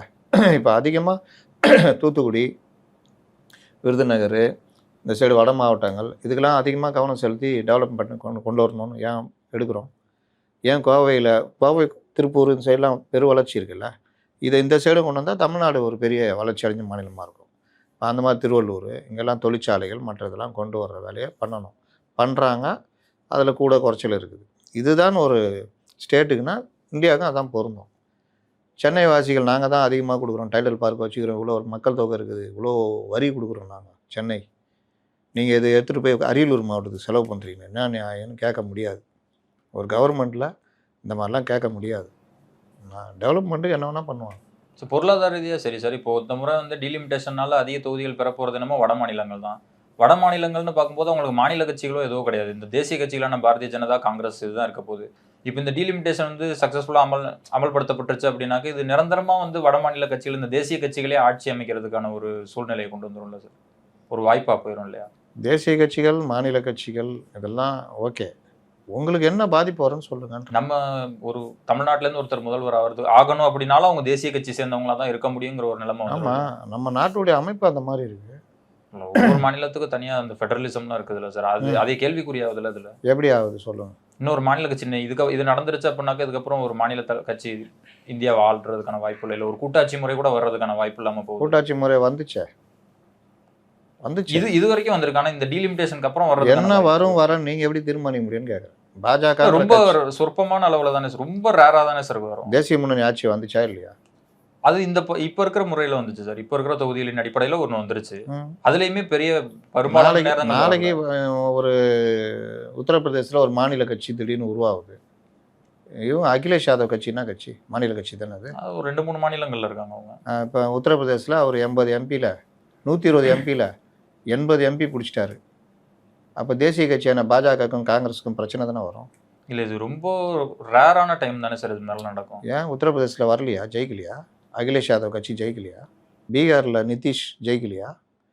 இன்றைக்கும் தேஜஸ்வி யாதவ் நாளைக்கே பீகார் தொகுதி மறுவரை வரும்போது மேக்சிமம் தொகுதி அவர் பிடிச்சி, அகிலேஷும் பிடிச்சி, ஒமர் அப்துல்லாவும் பிடிச்சி, இங்கே தமிழ்நாட்டிலையும் பிடிச்சி, எல்லாம் சேர்ந்து ஒரு சமஷ்டி அரசு, ஒரு கூட்டணி ஆட்சி அமைக்க வாய்ப்பு இருக்காதுன்னு எப்படி நீங்கள் சொல்லுவீங்க? பிஜேபியே இருக்கும்னு எப்படி சொல்லுவீங்க? இந்திரா காங்கிரஸ் இன்றைக்கி எங்கே இருக்குது? 1885 உருவான கட்சி இன்றைக்கி எங்கே இருக்குது? வெஸ்ட் பெங்காலில் தொடர்ச்சியாக ஆட்சியில் இருந்த கட்சி இன்றைக்கி ஒரு எம்பி ஒரு எம்எல்ஏ கூட கிடையாது. 100 ஆண்டு கட்சியை கண்ட மார்க்சிஸ்ட் கம்யூனிஸ்ட் கட்சியும் இந்திய கம்யூனிஸ்ட் கட்சியும் இன்றைக்கி அகில இந்திய அளவில் 4 எம்பி 5 எம்பி வச்சுட்டு இருக்கிறாங்க. நீங்கள் என்ன அரசியல் பண்ணுறீங்க, எப்படி நாட்டை கொண்டு போகிறீங்கன்ற பொறுத்து தான் உங்களுக்கு நாட்டில் மரியாதை மற்றதெல்லாம் இருக்கும். பாஜக என்னென்னா தான் பெரிய இதெல்லாம் எடுத்துகிட்டு போனாலும் பாஜகவுடைய ஊழல் இல்லாத தன்மை அந்த வளர்ச்சி திட்டத்தை கொடுத்ததுனால தான் தொடர்ந்து 3ஆவது வந்துக்கிட்டு இருக்கிறாங்க. இல்லாட்டி உங்களை எல்லாரும் ஆதரிச்சிலாம் போட்டுக்கிட்டு இருக்க மாட்டாங்க. ஒவ்வொரு ஸ்டேட்டில் அவங்க எடுக்கிற ஸ்ட்ராட்டஜி இந்த மாதிரி. நீங்கள் திரும்ப திரும்ப ஆட்சி இழக்கிற வேலைலாம் பண்ணிங்கன்னா, அகிலேஷ் யாதவ் எடுத்த தப்பான சில முடிவுகள் அங்கே ஆட்சி போச்சு. இந்த தடவை அங்கே இறங்கி பண்ணி எம்பிக்கள் அதிகமாக அவங்க தானே வாங்கினாங்க. அப்போ இந்த மாதிரி ராஜஸ்தான்லேயும் மத்திய பிரதேஷ்லேயும் காங்கிரஸ் ஆட்சி இழக்குதுன்னா அதுக்கு காங்கிரஸ் காரணமாக பாஜக காரணம். ஜெயிக்கிறதெல்லாம் அவங்க எடுத்துக்கிறாங்க. அங்கே ஒரு மாநில கட்சி உருவாகுதுன்னா யார் தடுக்க முடியும்? நாளைக்கே சச்சின் பைலட்டு தனியாக கட்சி தொடங்கி ஒரு மாநில கட்சியாக உருவாக்குனா யார் தடுக்க முடியும்? இதெல்லாம் நம்ம தேசிய அளவில் இருக்கிற சிந்தனையை கொண்டு வந்துட்டு நீங்கள் இப்படி குறுக்கவே முடியாது. இன்னொன்று இவங்க எல்லாம் கூடி என்ன தப்பு பண்ணுறாங்கன்னு கேட்குறேன். இப்போ பிஜேபி கவர்மெண்ட்டு இருக்குது, தென் மாநிலங்களுக்கு என்ன தப்பு பண்ணுது? தென் மாநிலத்தை என்ன வஞ்சிக்குது சொல்லுங்கள். அதிகமான ரயில்வே திட்டங்கள் தென் மாநிலங்களுக்கு வந்திருக்கு, மெட்ரோவில் எல்லாமே வருது. இவர்கள் சொல்கிற கதையெல்லாம் நீங்கள் எடுத்துக்காதீங்க. 68,000 கோடி ரூபா நம்ம சென்னை மெட்ரோ கொடுத்தாங்க, ஒரே சிட்டிங்கில் கொடுத்தாங்க. அந்த மாதிரி வேறு எந்த ஸ்டேட்டுக்குமே பிஜேபி கொடுக்கல. இத்தனைக்கும் பிஜேபியை வச்சு கருவருகிற ஸ்டேட் இது. ஏன் கொடுக்கணும்னு கேட்கலையே. ஒரு காலத்தில் இருந்தது, இந்திரா காங்கிரஸ் காலத்துலலாம் இருந்தது. இன்னொன்று, நீங்கள் எல்லாமே நான் சொன்னேன்ல, ஒரு 30-40 வருஷத்துக்கு யோசிச்சு கொண்டு வந்துட்டார் அம்பேத்கர். ஆனால் அதுக்கப்புறம் பல விஷயங்கள் உச்சநீதிமன்றம் தீர்ப்புகள் பல இது நம்மளை பாதுகாத்துருக்கு. ஒரு காலத்தில் நல்லா கஷ்டப்பட்டு ஆட்சிக்கு வந்தோன்னா கழிச்சு விட்ருவாங்க. பஞ்சாபில் ஃபஸ்ட்டு ஆரம்பித்தாங்க, EMS நம்பூதிரி பாட்டு 57 ஃபஸ்ட்டு கவர்மெண்ட்டு, கம்யூனிஸ்ட் கவர்மெண்ட்டு. 2 வருஷத்தில் கழிச்சு விட்டார் நேரு. அடுத்து இவர் கலைஞர் கவர்மெண்ட்டு. கலைஞர் கவர்மெண்ட்டு 2 தடவை கழிச்சு விட்டாங்க, 90 ஒரு தடவை. எம்ஜிஆர் கவர்மெண்ட்டு நல்லா 3 வருஷத்தில் கழிச்சு விட்டாங்க. இந்த மாதிரி பல இது கழிச்சு மாநிலங்களை 55-60 தடவை கழிச்சிருக்காங்க. இதில் இன்னொன்று யோகியர் மாதிரி நல்லவர் மாதிரி இருக்கிறாங்க பார்க்குறதுக்கு. அப்போ இவங்க இந்த பெருசுங்க சின்ன வயசில் ஆட்டம் ஆடிட்டு வயசாகி இப்படியே உட்காந்துருக்கோம் பாரு. பாவையாக அந்த பெருசு என்னது பெருசு பாவமா? சின்ன வயசில் இதுனா ஆட்டம் ஆட்சி தெரியுமா அவனுக்கு தெரியுமா? நாங்கள் பார்த்துருக்கேன்னுவாங்க. அந்த மாதிரி காங்கிரஸ் ஆடாத ஆட்டம் கிடையாது. அப்போ இன்றைக்கி அந்த காங்கிரஸ்ஸு கவர்மெண்ட்டு இந்த பொம்மை கவர்மெண்ட் இதெல்லாம் கலைக்கும் பொழுது, அதுக்கு எதிராக காங்கிரஸ் கவர்மெண்ட்டு கலைக்கும் பொழுது எஸ்ஆர் பொம்மை கவர்மெண்ட்டு நீதிமன்றம் போகிறாங்க. வரலாற்று சிறப்புமிக்க ஒரு தீர்ப்பு உச்சநீதிமன்றத்தில் வருது. நீ 356 இஷ்டத்துக்கு பயன்படுத்த முடியாது, நீ பண்ணணுன்னா இனிமேல் 2 அவைகள்லேயும் நீ பர்மிஷன் வாங்கி பண்ணணுன்னு. அதுக்கு ஒரு முற்றுப்புள்ளி வந்துச்சா? இல்லாட்டி இவர் தொட்டுப்பார் சீண்டிப்பார்லாம் கலைச்சிருவாங்க டமால்னு. 2 தடவை வருவார் போவார், கவர்மெண்ட் ஒரு ரிப்போர்ட் வாங்குவாங்க, ஆட்சியை கழிச்சு விட்டு போயிடுவாங்க. இந்த முறை வலுவாக எதிர்ப்பு தெரிவிச்சிருக்கிறாரு சார். அந்த பில்லோட நகலை எரிச்சிருக்கிறாரு. அப்புறம் தமிழகம் முழுவதும் திமுக கருப்பு கொடி ஏந்தி அவங்க காட்டினாங்க, கட்டியிருக்காங்க சார். எப்படி எங்கெங்க காட்டினாங்க? எங்கேயுமே பார்க்கல. நீபிஎஸ் அண்ணாமலையும் விமர்சனம் பண்ணியிருக்காங்க. மக்களுக்கு இடையூறு இல்லாத வகையில் கட்டியிருக்கிறாங்க சார். அதான் எங்கெங்க இந்த படிக்காதவங்களை கேட்பாங்க, எங்கெங்கெல்லாம் போய் விசாரிச்சிங்க? சாந்தி தேட்டர்லேருந்து அண்ணா இது இந்த அண்ணா பாலம் வரைக்கும் விசாரித்தேன் சார். இங்கேருந்துங்க அந்த மாதிரி எங்கெங்கெல்லாம் கட்டியிருக்கீங்க? நீங்களே நீ கருப்பு சட்டை போட்டு எதிர்ப்பு தெரிவிக்கிறீங்க. இது பச்சை. இதுதான் பார்வையில் கோளாறு. உங்கள் பார்வையிலலாம் கோளாறு தான். அதனால தான் நீங்கள் வந்து எல்லாருமே உங்களுக்கு கருப்பாக தெரியுது சொல்கிறீங்க. பெரிய அளவில் வரவேற்பு இல்லை, இது இல்லை. மக்கள்கிட்ட போய் கேளுங்களேன். நீங்கள் வேணால் கேளுங்க, டீலிமிட்டேஷன்னா என்ன, எதுக்கு இவர் தொட்டுப்பார் சீண்டிப்பார்னு பேசுகிறாரு நம்ம சிஎம்னு கேளுங்க. ஓவராக போகிறாரு அவர். என்னென்னா அரசியலமைப்பு சட்டத்தை எரிக்க முடியாது, எரிச்சா சிக்கலாகிடும். இது நகல் இன்னும் வரல, அது நிறைவேறல, அதனால் எரிக்கிறாரு பண்ணுறாரு. அதனால் தலைவர் அது ஒன்றும் பிரச்சனை இல்லை, எரிச்சிங்க அப்படின்னு இருப்பாங்க. கமல் அவர்கள் பர்மிஷன் வாங்கிட்டுலாம் போயிருக்காரு. ஆசீர்வாதம் கொடுங்க தலைவா அப்படின்னு போனாரா கமல்? பார்லிமெண்ட் போட்டுமா? நீ ஒருத்தனா அவங்களை கலக்கணும். நீ வந்து டீலிமிட்டேஷன் என்பது மாநிலங்கள் சட்டசபைகள் எம்பிக்களால் ஆனது. அந்த எம்பிக்கள் தேர்ந்தெடுக்கப்படுவது மக்களால். அந்த மக்கள் தேர்ந்தெடுக்கப்படுவது ஒரு அரசை. அந்த அரசு தான் இன்று அமைந்திருக்கிறது. அந்த அரசின் சார்பாகத்தான் நான் வந்திருக்கிறேன். திமுக என்ற அரசு எப்படின்னா நீ பேச நிறுத்திடுவான். அந்த ஓம் பிர்லா ஒரு மாதிரி ஆகிடுவாப்புல. என்னடா சொல்கிறாரு ஒரு ராகுல் காந்தி அப்படி பார்ப்பாரு, என்ன சொல்ல வராப்புலன்னு. சில பேர் பேசுவாங்கம்மா, பேசிக்கிட்டே இருப்பான், என்ன சொல்கிறான்னு கடைசி வரைக்கும் புரியாது. இல்லை, இந்த முறை டிஆர் பாலு அவர்கள் வந்து சொல்லியிருக்காரு, எங்கள் முதல்வர் வந்து கருப்பு கொடி ஏந்தி இருக்கிறாரு அப்படின்னு. அதுக்கு ஓம் பிர்லா அவர்கள் சொல்லியிருக்காரு, உங்கள் முதல்வர் கருப்பு கொடி ஏந்தினா நீல கொடி, அது எதுக்கு இங்கே பேசுறீங்க அப்படின்னு இருக்காரு. இப்படிலாம் அடிக்க ஆரம்பிச்சிட்டாங்களா? சூப்பர். தேஜஸ்வி சூர்யா கூட ஏதாவது சொல்லிக்கிறார் போல. இல்ல, அதுக்கு ஆராஸ் அவர்கள் கடுமையா மறுப்பு தெரிவிச்சிருக்காரு. நாங்க எங்ககிட்ட தேசப்பற்றலாம் சொல்லாதீங்க, நிதி வசூலிச்சு கொடுத்தோமே. எல்லா போருக்கும் தமிழகத்துல இருந்து தான் அதிகப்படியான நிதி வசூலிச்சு கொடுத்துருக்கோம். கொடுக்கல, இதெல்லாம் உருட்டு. இல்ல, எல்லா மாநிலங்களையும் விட தமிழகம் தான் அதிகமா கொடுத்துருக்கு எல்லா போர்களுக்கும். எங்ககிட்ட வந்து நீங்க தேசப்பற்றலன்னு சொல்லாதீங்கன்னு சொல்லி வசூலிச்சு கொடுத்தா தேசப்பட்டிருக்குன்னு அர்த்தமா? சார், இப்ப சமீபத்துல அந்த ஆபரேஷன் சிந்தூருக்கு கூட முதல்வர் தான் சார் நடைபயணம் போனார். வேற எந்த அதான் இதெல்லாம் பண்ணா தேசப்பற்று. தேசப்பற்றுன்னு என்னன்னா, இப்ப நான் சொன்னேனே, எல்லா மாநிலம் நல்லா இருக்கணும், பொதுவான விஷயங்களை தேசிய பார்வையோட பேசணும், அதான் தேசப்பற்று. நம்ம நலனை இழந்து அடுத்தவங்க நலனுக்கு இது பண்ண முடியாதுல்ல சார். தேசிய பார்வைன்றல. இப்போ தேசிய கல்விக் கொள்கை, நவோதயா, பிஎம்சி ஸ்கூலு, இது எல்லாத்தையும் இவங்க ஏன் எதிர்க்கிறாங்க? பிஜேபி எதிர்க்கணும், மத்திய அரசு எதிர்க்கணும்னு எதிர்க்கிறாங்க. அது வந்து ஒரு சட்டத்தை கொண்டு வராங்க, ஒரு திட்டத்தை கொண்டு வராங்கன்னா நம்ம மாணவர்களுக்கு எவ்வளோ பயன் இருக்குது, இதனால் என்னென்ன மாறுதல் விளையும், நீட்டுக்காக படிக்கிறாங்க, இதெல்லாம் வந்தால் அவங்களுக்கு லாபம். 40% வேறு அவங்களே கொடுக்குறாங்க. நவோதயா பள்ளினா இடத்த மட்டும் கொடுத்தா போதும், அவங்களே கட்டி கொடுத்து எல்லாத்தையும் பார்த்துக்கிறாங்க. இப்படி இதை வந்து ஏன் எதிர்க்கிறீங்க? நவோதயா பள்ளி எதுக்கு எதிர்க்கிறீங்க? இடம் கொடுத்தா ஸ்கூல் கட்டி கொடுத்துட்றாங்க. அந்த ஸ்கூல் வந்து இப்போ சிபிஎஸ்சி இருக்குல்ல, கேவி, அதை விட நம்பர் 1 இருக்கும். ஒவ்வொரு மாவட்டத்துக்கு 1. நீ என்ன பண்ணணும்? ஒன்றா ஒரு மாவட்டத்துக்கு 2 கொடு, நான் இடம் கொடுக்குறேன் அப்படின்னு பண்ணணும். 3ஆவது விஷயம், அது என்ட்ரன்ஸ் எக்ஸாம் மூலிமா யார் வேணால் அதில் ஏழை பணக்காரன்லாம் கிடையாது, அதில் உள்ளே கற்றுக்கலாம். அது வந்து பெரிய அளவில் அந்த சிலபஸ் வேறு மாதிரி போகும். என்ன அங்கே 3 மொழி இருக்கும், அது நம்ம ஆளுக்கு ஒத்துக்காது. அப்போ இந்த குறுகிய பார்வை இருக்குல்ல, இதெல்லாம் வச்சுட்டு தேசியம் என்னன்னா, தேசிய பார்வை இருக்கணும். எம்ஜிஆருக்கு இருந்தது, காமராஜருக்கு இருந்தது. தேசிய பார்வை ரொம்ப முக்கியம். இவர்கள் மாநில நலன்ற போர்வையில் அரசியல் பண்ணிக்கிட்டு தமிழகத்தில் இந்த இதை உருட்டிகிட்டு இருக்கிறாங்க. இதில் என்ன மோசமான விஷயம்னா, இந்த வடிவேல் சொன்னால கடவுளை பார்த்த கதை, இந்த மாதிரி குறுகிய மாநில நலனை வைக்கிற அரசியலை யாராவது எப்பா என்னப்பா இந்த மாதிரிலாம் அப்படின்னா, பாத்தியா பிடீம் அப்படின்னு இதையும் மாற்றுறது. இன்னொன்று, ஒரு குறுகிய செக்ஷனு இந்த திராவிடன்ற போர்வையில் உருவாகி அவங்க பார்வை எல்லாமே குறுகலாகவே இருக்குது. எதையுமே வந்து கொஞ்சம் பிராடாக யோசிக்கிற தன்மையே இல்லை. ஏன் கற்றுக்கக்கூடாதுன்னு கேட்க மாட்டேங்கிறாங்களே.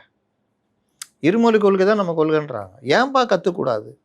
சரிப்பா, இருமொழி கொள்கை தான் நம்ம கொள்கை இருக்குது, ஏன்பா தமிழில் அரசாணைகளும் மற்ற ஏதோ வரல? நீதிமன்ற தீர்ப்பை தமிழில் ஏன் உங்களால் 16 வருஷம் சென்ட்ரல் கவர்மெண்ட்டில் இருந்தீங்க, ஏன் அதை உங்களால் கொண்டு வர முடியல? தமிழ்ன்றீங்களே, தமிழுக்கு என்ன சேவை செஞ்சீங்க சொல்லுங்கள். தஞ்சை தமிழ் பல்கலைக்கழகம் கூட எம்ஜிஆர்ன்ற மலையாளி, நீங்கள் சொல்கிற அந்த மலையாளி உருவாக்குனது, நீங்கள் என்ன தமிழுக்கு பண்ணீங்க சொல்லுங்கள். ஏதாவது எதுலையாவது ஒரு லாபம் இருக்கா? சரி, நீங்கள் சொல்கிறீங்களா நாட்டு மேலே பற்று இருக்குது உங்களுக்குன்னு, ஏன் கனிம வள கொள்ளை நடக்குது? அப்போ இயற்கையை நேசிக்கிறவன், நாட்டை நேசிக்கிறவன் மணல் கொள்ளை பண்ணுவானா? மணல் முறைகேடு எதுவுமே நடக்கலைன்னு இதுவா? இயற்கையை நேசிக்கிறவன், தமிழக மக்கள் நேசிக்கிறவங்க தமிழர்களை இன்றைக்கு ஒன்றும் இல்லாமல் ஆக்கிட்டாங்கன்னு சொல்கிற ஆட்கள் டாஸ்மாகை திறந்து வச்சு அவங்கள வந்து குடிகாரர்களாக மாற்றுவாங்களா? இன்றைக்கி இளைஞர்கள் போதை கலாச்சாரத்தில் இருக்கிறதுக்கு நம்மளும் ஒரு காரணன்றது ஒரு குற்ற உணர்வு யாருக்கு எந்த அரசியல்வாதிக்காவது இருக்கா? இந்த மக்கள் வந்து நல்லா இருக்கணும், நம்ம தலைமுறை நல்லா இருக்கணும். போதை இல்லாமல் இருந்தால் தானேங்க அவன் படிப்பான், போதை இல்லாமல் இருந்தால் தானேங்க அவன் சிந்திப்பான், போதை இல்லாமல் இருந்தால் தானேங்க அவன் வேலை செய்வான், போதை இல்லாமல் இருந்தால் தானே அவன் நல்ல குடிமகனாக இருப்பான், போதை இல்லாமல் இருந்தால் தானேங்க அவன் நம்ம பெண்களை பாதுகாக்கிற மனநிலையில் இருப்பான். அப்போ இந்த மாதிரிலாம் நடக்கிறத வந்து நீ பண்ணுறிய. ஆப்பி ஸ்ட்ரீட் பற்றி சொன்னால் ஒருத்தர் எனக்கு கமெண்ட்ஸ் போடுறாரு, நீ வந்து இந்த இதுக்கெல்லாம் எதிரானவர்னு. நான் அதுக்கு எதிரானவன் கிடையாது. ஆப்பி ஸ்ட்ரீட்டுன்றதுக்கு பின்னாடி நம்ம இளைஞர்களை எப்படி மூளைச்சலவை செய்கிறாங்கன்றதை நான் பார்க்குறேன். சந்தோஷமாக இருக்கிறது, ஒன்று கூடி ஆடுறத நம்ம எதிர்க்கலை. ஆனால் இது மட்டும்தான் வாழ்க்கைன்னு கொண்டு போகிறாங்கல்ல, அதை தான் நம்ம எதிர்க்கிறோம். இது மூலியமாக இந்த பப்புக்கு போகணும், நம்ம வந்து இந்த மாதிரி சினிமா பாட்டு குத்தாட்டம் போடணும், இதுக்கு மட்டுமே இருக்கணும், இது பண்ணிட்டா நம்ம வாழ்க்கை வாழ்வதற்கே நம்ம வாழ்க்கை நல்லா ஆயிடுச்சு அப்படின்னு நினைக்கிறது தப்பான விஷயம். நம்மளை எவ்வளோ பெரிய விஷயங்கள்லேருந்து டைவெர்ட் பண்ணுறதுக்கான வேலையை தான் இதெல்லாம் பண்ணுறாங்க. ஏன் சினிமாவை வந்து அவ்வளோ ஒரு இம்பார்ட்டன்ட் கொடுத்து பண்ணுறாங்க? அதுக்கு பின்னாடி நீங்கள் ஏன் ஓட வைக்கிறாங்க? ஒவ்வொன்றுக்கும் பின்னாடியும் ஒவ்வொரு இது இருக்குது. ஏன் பப்பு கலாச்சாரம் நம்ம நாட்டில் அதிகமாச்சு? ஏன் நைட்டு 2 மணி வரைக்கும் நீங்கள் போய் சாப்பிட்லான்றத அனுமதி கொடுக்குறாங்க? ஏன் 24 ஹவர்ஸ் திறந்து வச்சுக்கலான்னு கொடுக்குறாங்க? அவ்வளோ அக்கறையா நம்ம மேலே? கிடையாது. இதிலலாம் நீங்கள் நாட்டை செலுத்தினா தான் நீங்கள் முக்கியமான விஷயத்தெல்லாம் கவனிக்க மாட்டீங்க. வாழ்க்கை வாழ்வதற்குன்னா இது கிடையாது. வாழ்க்கையை நல்லா வாழணும், நல்லா படிக்கணும், நல்ல விஷயங்களை தெரிஞ்சுக்கணும், நிம்மதியாக வாழணும், நம்மளோடு சேர்ந்து மற்றவங்களே வாழ வைக்கிறது வாழணும். ஆனால் இங்கே வாழ்க்கை வாழ்வதற்குன்னா 5 நாள் வேலை செய்யணும், 6வது நாள் பப்புக்கு போகணும், நல்லா பீர் குடிக்கணும், அது குடிக்கணும், ரெஃப்ரெஷ் ஆகணும். எங்கேயாவது சரக்கு அடித்தா நம்ம ஃப்ரெஷ் ஆக முடியுமா? ஆனால் அந்த ஐடி நிறுவனங்கள்லேருந்து எல்லாத்துக்கும் என்ன சொல்லித்தராங்க சொல்லுங்கள்? என்ன சொல்லித்தராங்க? 5 நாள் மென்டல் டார்ச்சரு, 6வது நாள் நீங்கள் ரெஃப்ரெஷ் ஆகணும், பப்புக்கு போங்க, இதுக்கு போங்க, தானே? ரிலாக்ஸ் நீங்கள் குடிச்சிட்டு என்றைக்காவது ரிலாக்ஸ் ஆக முடியுமா? குடிச்சு முடிச்சு மறுநாள் எந்திக்கிறவனை கேட்டு பாருங்கள், அவ்வளோ எரிச்சலோடு எந்திப்பான். ஹேங் ஓவர்ன்றாங்கல்ல அப்படி. 2வது, நீங்கள் ஒன்ஸு பழகிட்டிங்கன்னா தொடர்ச்சியாக நீங்கள் என்ன ஆவீங்க? அதுக்கு பழக்கம் ஆச்சுன்னா முதல்ல நீங்கள் உங்கள் சேமிப்புலேருந்து அதுக்கு செலவழிக்க ஆரம்பிச்சிடுவீங்க. அது கிடைக்கலன்னா நீங்கள் யார்கிட்டயா கடன் வாங்குவீங்க. அதுவும் கிடைக்கலன்னா வேறு ஏதாவது வழியில் நீங்கள் முயற்சி பண்ணுவீங்க. என்ன வேணால் பண்ணுவீங்க. நீங்கள் ஒரு அரசு ஊழியராக இருந்தீங்கன்னா அந்த மது தேவைன்றதுக்காக நீங்கள் எதுக்குமே இறங்கி போக ஆரம்பிச்சிடுவீங்க. 4வது, உங்களுக்கு வீட்டில் செலவுக்கு பணம் கொடுக்க முடியல, அதுனா அந்த கோபம் உங்களுடைய எல்லாமே அவங்க மேலே திரும்பும், குடும்ப வன்முறையாக மாறும். 5வது, உங்களுடைய இந்த மைண்டு, ஒரு நடுநிலையான மனது அது போயிடும். அப்போ பார்க்குற பெண்கள்கிட்ட தப்பாக நடக்க தோணும். பெண்ணுன்னு இல்லை, எதுனாலும் சண்டை போடுறதோ. இப்போ இதுக்கெல்லாம் காரணம் ஒரு அரசுக்கு இதிலெல்லாம் பொறுப்பு இல்லையா? மதுவிலக்கு அமலாக்கத்துறைன்னு இருக்குது. ஆனால் அந்த துறை மதுவை விற்குது. மதுவை விற்றது மட்டும் இல்லை, மதுவை குடிச்சதே தீரணும்னு இருக்கிற 1.5 கோடி பேர் இருக்கான்ல, அவன் மதுவை குடிச்சே தீரணும், அவனுக்கு வேறு வழியே கிடையாது. அப்போ அவன்கிட்ட எக்ஸ்ட்ரா 10 ரூபா கொடுன்னு கேட்குது. இல்லீகலாக வாங்குறாங்க. அவனால் வாங்காமல் இருக்க முடியாது, வேறு வழி இல்லாமல் கொடுக்குறான். சில இடங்களில் கொடுக்க மாட்டேன்றப்போ வாங்காமல் விட்ற ஊழியர்களை மிரட்டுறாங்க, ஏன் வாங்க மாட்டேங்கிறேன்னு. சிஐடி சங்கம் போராட்டம் நடத்துச்சா, எங்களை 10 ரூபா வாங்க சொல்கிறாங்கன்னு சொல்லுங்கள். இவங்க தான் இந்த தமிழ் மக்கள் மேலே அக்கறையாக இருக்கிறவங்களா? இவங்க வந்து டீலிமிட்டேஷனால் நமக்கு தொகுதி மறுவரை குறையுது, தமிழ் மக்களுக்காக நான் உயிரை விடுவேன், கொளுத்துவேன், கருப்பு கொடி ஏந்துவேன்னா இந்த தமிழ் மக்கள் தானே இவ்வளோ கஷ்டப்பட்டுக்கிட்டு இருக்காங்க. ஏமா குடிக்கிறத நிறுத்துகிற வழியை பார்த்தோன்னா அவனுக்கு 1000 ரூபா நீ தரவே தேவையில்லையே. நீ இங்கே 12,000 ரூபா 10,000 ரூபா பிடுங்குறான், வருமானத்தில் பெரும்பகுதி போகுது. கல் கடை திறக்க மாட்டேங்கிறாங்க. ஏன்? டாஸ்மாக் வருமானம் போயிடும். அட புதுசாக நாளைக்கு ஆட்சிக்கு வரன்றவர்கிட்ட கூட கல் கடை திறங்கன்னா அவங்க யோசிக்கிறாங்க. இந்த கோரிக்கை வச்சா டாஸ்மார்க்கு வருமானம் குறையும். ஏன் ஒரு சீமான் சொல்கிற மாற்று பொருளாதாரத்தை யோசிக்க மாட்டேங்கிறீங்க? பால் பொருட்கள் சைடு நகருங்க, டாஸ்மார்க்கு வருமானம் நமக்கு தேவையில்லை. இன்றைக்கி உக்காந்துட்டு சங்கிகள்ன்றீங்களே, அந்த குஜராத்தில் தான் இது நடக்குது, நான் சொல்கிறது நடக்குது. மது விலக்கும் இருக்கிறது, பால் பொருட்கள் மூலிமா அவங்க சம்பாதிக்கிறாங்க. அப்போ இது சொல்கிறவன் பைத்தியக்காரனா? நீங்கள்லாம் புத்திசாலிங்க, திராவிடன் பேசிட்டு இவ்வளோ புத்திசாலிங்களா இருப்பீங்க, அங்கே ஒருத்தன் கடை பிடிச்சிட்டு இருக்கிறவன் பைத்தியக்காரனா? இதை கேட்டால் அவர்கள் தப்பானவர்களா? இதை மாடலாக வச்சு பண்ணுறவன் அது பண்ணிட்டு இருந்தால்தான் இன்றைக்கி பிரதமராக இருக்கார். அப்போ அவர் இந்தியா லெவலில் என்ன யோசிக்கிறாரு? இன்றைக்கி என்ன நடந்தது சொல்லுங்கள். நீங்கள் 2 பேருமே பங்கு சந்தை இதில் இருக்கீங்க. ஆஸ்திரியா பிரதமர் இங்கே வந்தாரா? ஒரு ஒப்பந்தம் போட்டாரா? அந்த ஒப்பந்தம் யாருக்கு யூஸ் ஆகுது? சொல்லுங்கள். இளைஞர்களுக்கான ஸ்டார்ட் அப் இது தானே. பல்வேறு துறைகளுக்கான இது நீங்கள் அப்ளை பண்ணால் டூரிசம் டெவலப் ஆகும், டெவலப் ஆகுறது. அப்புறம் ஃபினான்ஷியல் சைடு எல்லா சைட்லேயும் ஆஸ்திரியா கவர்மெண்ட்டும் உங்களுக்கு சப்போர்ட் அவர்களுடைய அறிவுசார் சொத்துடைமை உங்களுக்கு இது பண்ணுறாங்க, நீங்கள் அங்கே இது பண்ணுறீங்க. எக்ஸ்சேஞ்சிங் இப்போ நீங்கள் அப்ளை பண்ணீங்களா? 2 பேரும் பண்ணீங்கல்ல? பண்ணியிருக்கோம். யார் இந்த திட்டத்தை கொண்டு வரா? மத்திய அரசு. ஏன் அந்த ஆசிரியர் பிரதமர் வந்து இங்கே இன்ப சுற்றுலா போயிட்டு போக வேண்டியதானே? எதுக்கு அவர் வர வச்சு அவர் கூட ஒரு ஒப்பந்தம் போட்டு பண்ணுறாங்க? மக்கள் நலன். இதுதானே. இதை பண்ணிட்டு இப்போ அதே இது இங்கே தமிழ்நாட்டில் இம்ப்ளிமெண்ட் ஆச்சுன்னா அதை கூட கொஞ்சம் ஒரு ஸ்டிக்கரை ஓட்டிட்டு நாங்கள் தான் பண்ணோன்னு சொல்கிறது. அப்போது இந்த மாதிரி விஷயங்கள் ஒரு நாட்டு மக்களை ஒரு அரசு நேசிக்குதுன்னா அவங்க நல்லா இருக்கணும்னு நினைக்கணும். அவங்க மது பிரியர்களாகவும் கஞ்சா பிரியர்களாகவும் இதுவும் இருக்கணும்னா ஒருத்தன் ஒரு வீட்டில் மது பிரியராக கஞ்சா பிரியராக மாறிட்டானா அந்த குடும்பமே கண்டம். பெண்களுக்கு நிம்மதி போயிடும். சகோதர சகோதரிகள் இவனால் அடிபட்டு உதப்பட்டு இவனுக்கு செலவழிக்கிறதுனால அவங்களுடைய அத்தியாவசிய தேவைகளை நிறைவேற்ற முடியாது. ஒரு குடும்பம் நடுத்தருக்கு வரும். இப்போ இதெல்லாம் சரி பண்ணுங்க. ஏன்னா டீலிமிட்டேஷன் இது என்ன, ஒரு நாடு நல்லா இருக்கணும்னா அதுக்கான ஒரு சிஸ்டம் போடுறாங்க, அதில் மாற்ற சொல்லுங்க. நீங்கள் இதெல்லாம் எதிர்க்கிறீங்கல்ல, அப்போ இப்படி பண்ணுன்னு சொல்லுங்க. அகிலேஷ் எந்திரிச்சாரு, இந்த இதெல்லாம் ஜாதி வாரி கணக்கெடுப்பு வேணும், அதெல்லாம் பண்ணுவோம், அந்த இதில் பண்ணுவோம் உக்காந்துட்டாரு. 33% பெண்கள் இடஒதுக்கீடு, ஆமாம் மக்கள் தொகை கணக்கெடுப்பு எடுத்தோன்னா அது பண்ண போகிறோம், அதில் தான் இந்த இதில் கொண்டு வருவோம், வரையறை தொகுதி வரையறை அந்த இதுக்கு பிறகு நாங்கள் அது கொண்டு வருவோம். இன்னொன்று சொல்கிறேன், மக்கள் தொகை கணக்கெடுப்பு 2027 எடுத்து 2029 அந்த எலெக்ஷனுக்கு முன்னாடி முடிக்க பார்ப்பாங்க, முடியலன்னா 2030க்கு போவோம். அது முடிச்சோன்னா ஸ்க்ரூட்னைஸ் பண்ணுவாங்க. அதற்கு பிறகு டீலிமிட்டேஷன் கமிட்டி போடுவாங்க. அந்த கமிட்டி 2 வருஷம் சுத்தம் இந்தியா ஃபுல்லாக. அந்த கமிட்டி கொடுக்குற பரிந்துரையை பார்லிமெண்ட்டில் வச்சு விவாதம் நடத்துவாங்க. அந்த விவாதத்துக்கு அப்புறம் ஒரு முடிவு எடுப்பாங்க. அந்த முடிவுலாம் சேர்ந்து தான் இந்த டீலிமிட்டேஷன்லாம் வரும். அதற்கான மசோதா தாங்க நிறைவேற்றுறாங்க. ஆரம்ப நிலையிலே எதிர்க்கிறோம்னா என்ன கதை? அப்போ மாற்ற சொல்லுங்கள். நீங்கள் கேளுங்க யாராவது, நீங்கள் உங்களுக்கு தெரிஞ்ச ஆளுங்க இருப்பாங்கள்ல, அவங்க ஆளுங்கள்லாம் கருப்பு கொடி காட்டினவங்களாம், சரிங்க மாற்ற சொல்லுங்கன்னு சொல்லுங்கள். கரெக்டு தானே? இது வேணான்னா அப்போ என்ன வேணும் சொல்லுங்கள். இல்லைங்க இது வேணான்னு நீங்கள், அவங்க என்ன சொன்னாங்க, இது இல்லைங்க இது 76லேயே கிடையாதுங்க, 2001லேயும் தள்ளி வச்சுட்டேங்க, இப்போவும் தள்ளி வைக்கிறேங்க, விகிதாச்சார அடிப்படையில் தான் கொடுக்குறாங்க, அதுவும் வேணாம். அப்போ என்ன தான் வேணும்? இந்த குழந்தைங்க அடம் பிடிக்க தெரியுமா, இந்த அப்படி வேணான்னு தூக்கி போட்டாலும் சரி, இந்த இதை பிடி வேணான்னு தூக்கி போட்டாலும் என்ன தான் உனக்கு வேணும்? ஒன்று வச்சா பிறகு கம்முன்னு இருக்கும். புன்னகை மன்னனில் ஒரு பையன் பண்ணிக்கிட்டு இருப்பாங்க, லாஸ்ட்டில் ஸ்ரீவித்யா வந்து ஒன்று வச்சோன்னா கம்முன்னு போய் உட்காந்துருப்பான். அந்த மாதிரி தான் நடக்க போகுது.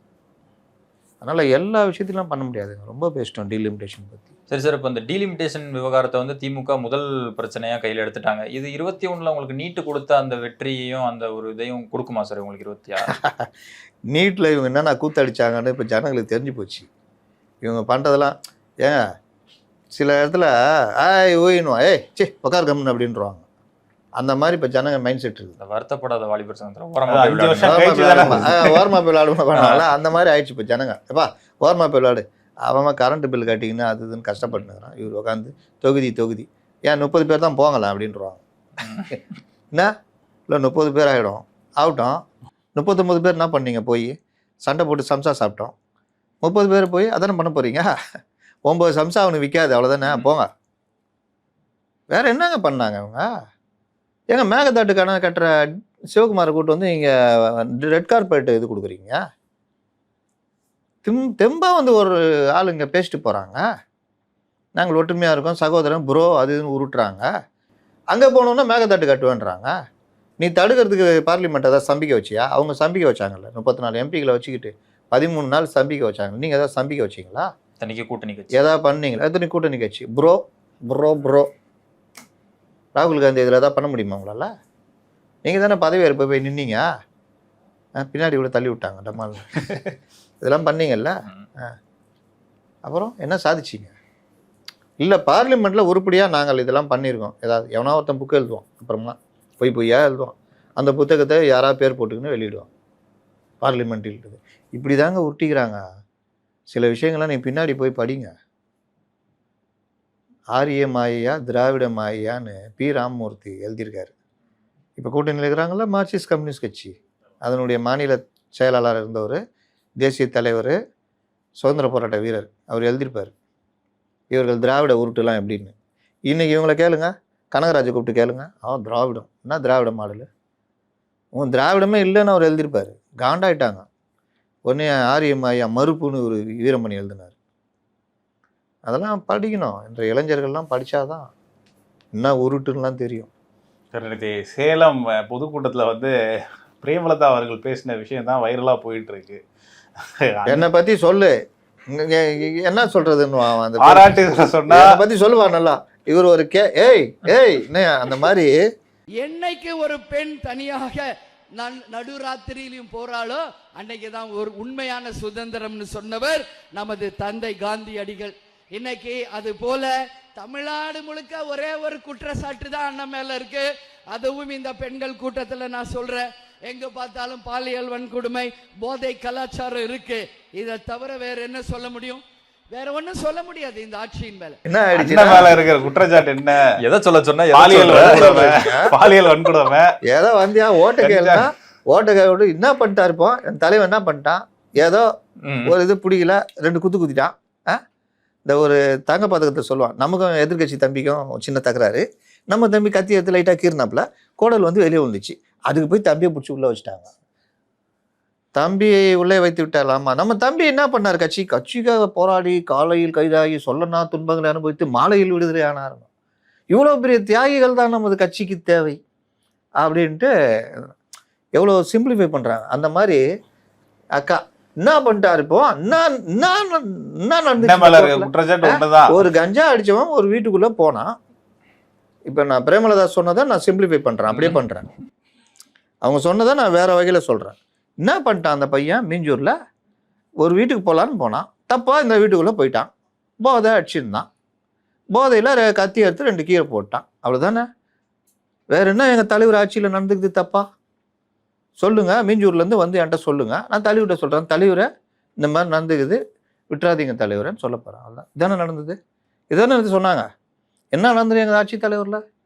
கொஞ்சம் கஞ்சா விற்குது, மது போதையில் இன்னைக்கு நாடு சீரழியுது, பெண்களுக்கு எதிரான குற்றங்கள் கொஞ்சம் இருக்குது. இதை தாண்டி வேற ஏதாவது சொல்ல முடியுமா? அப்படிதானே கேட்டாங்க. குற்றச்சாட்டுனா 2 தான். கொஞ்சம் பாலியல் இது இருக்காமா, கொஞ்சம் போதை இருக்காமா, அதை தாண்டி வேற ஏதாவது கொஞ்சம் கூட்டு கொஞ்சம் பொரியல். வஞ்ச புகழ்ச்சி அணி தான். புகழ்வது போல் இகழ்வது. அவர் பார்த்துருப்பாருங்க, கொய்யால 10 சீட்டு ஒரு ராஜ்யசபா எம்பி கொடுத்தா இன்னும் நான் வேலை செய்து பாருது அப்படின்னு. ஏம்மா சீட்டு கொடுறா,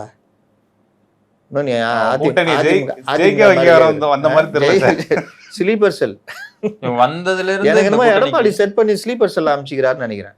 ஏன்னா வந்ததுல இருந்தே பிரச்சனை. கூட்டணியில் இருக்க துரேந்தர் சார், அவங்க துரேந்தர்னா RAW ஏங்க அவ்வளோ ஸ்லீப்பர் செல்னா முடிஞ்சு போச்சு. அங்கேருந்து செட் பண்ணி அமைச்சிக்கிறாப்புல எடப்பாடி. நீ அங்கு சென்று சிறப்பாக செயல்பட்டு அவர்களை மன உளைச்சல் ஆகும்படி பேசி வருவாயாக. உன்னை எழுந்து நிற்க சொன்னால் அப்படி சாய்ந்து கொண்டு நக்கலாக சிரிப்பாயாக. அதற்கு பின் என்னிடமே மன்னிப்பு கேட்டார் என்று சொல்வாரையாக. இப்படியாக நீ கூட்டணியை கலாபலா பண்ணி லாஸ்டில் ஒன்றுமில்லாமல் ஆக்குவாயாக அப்படின்னு. சரி தலைவர், ஒய் தலைவான்னு வந்திருப்பாங்கன்னு நினைக்கிறேன். ஏன்னா வந்ததுலேருந்து வரும்போதே என்ன பிரச்சனை, உங்களுக்கு இந்த தடவை 8 தான். 8 அவங்களுக்கு 5 எல்லாருக்கும். ரொம்ப நல்லது. அன்னிகம் பார்த்து குறைச்சி கொடுங்க, அப்போ தான் நான் இது பார்த்தா 10 அன்னைக்கன் வந்துட்டார். விசிகா அன்னைக்கன் வந்துட்டாங்க. சரி வந்துட்டீங்க, வந்தால் பிறகு உள்ளுக்குள்ளே சண்டை. எங்கள் ஆளுங்களுக்கு மட்டும் தான் நான் பிரச்சாரம் பண்ணுவேன்.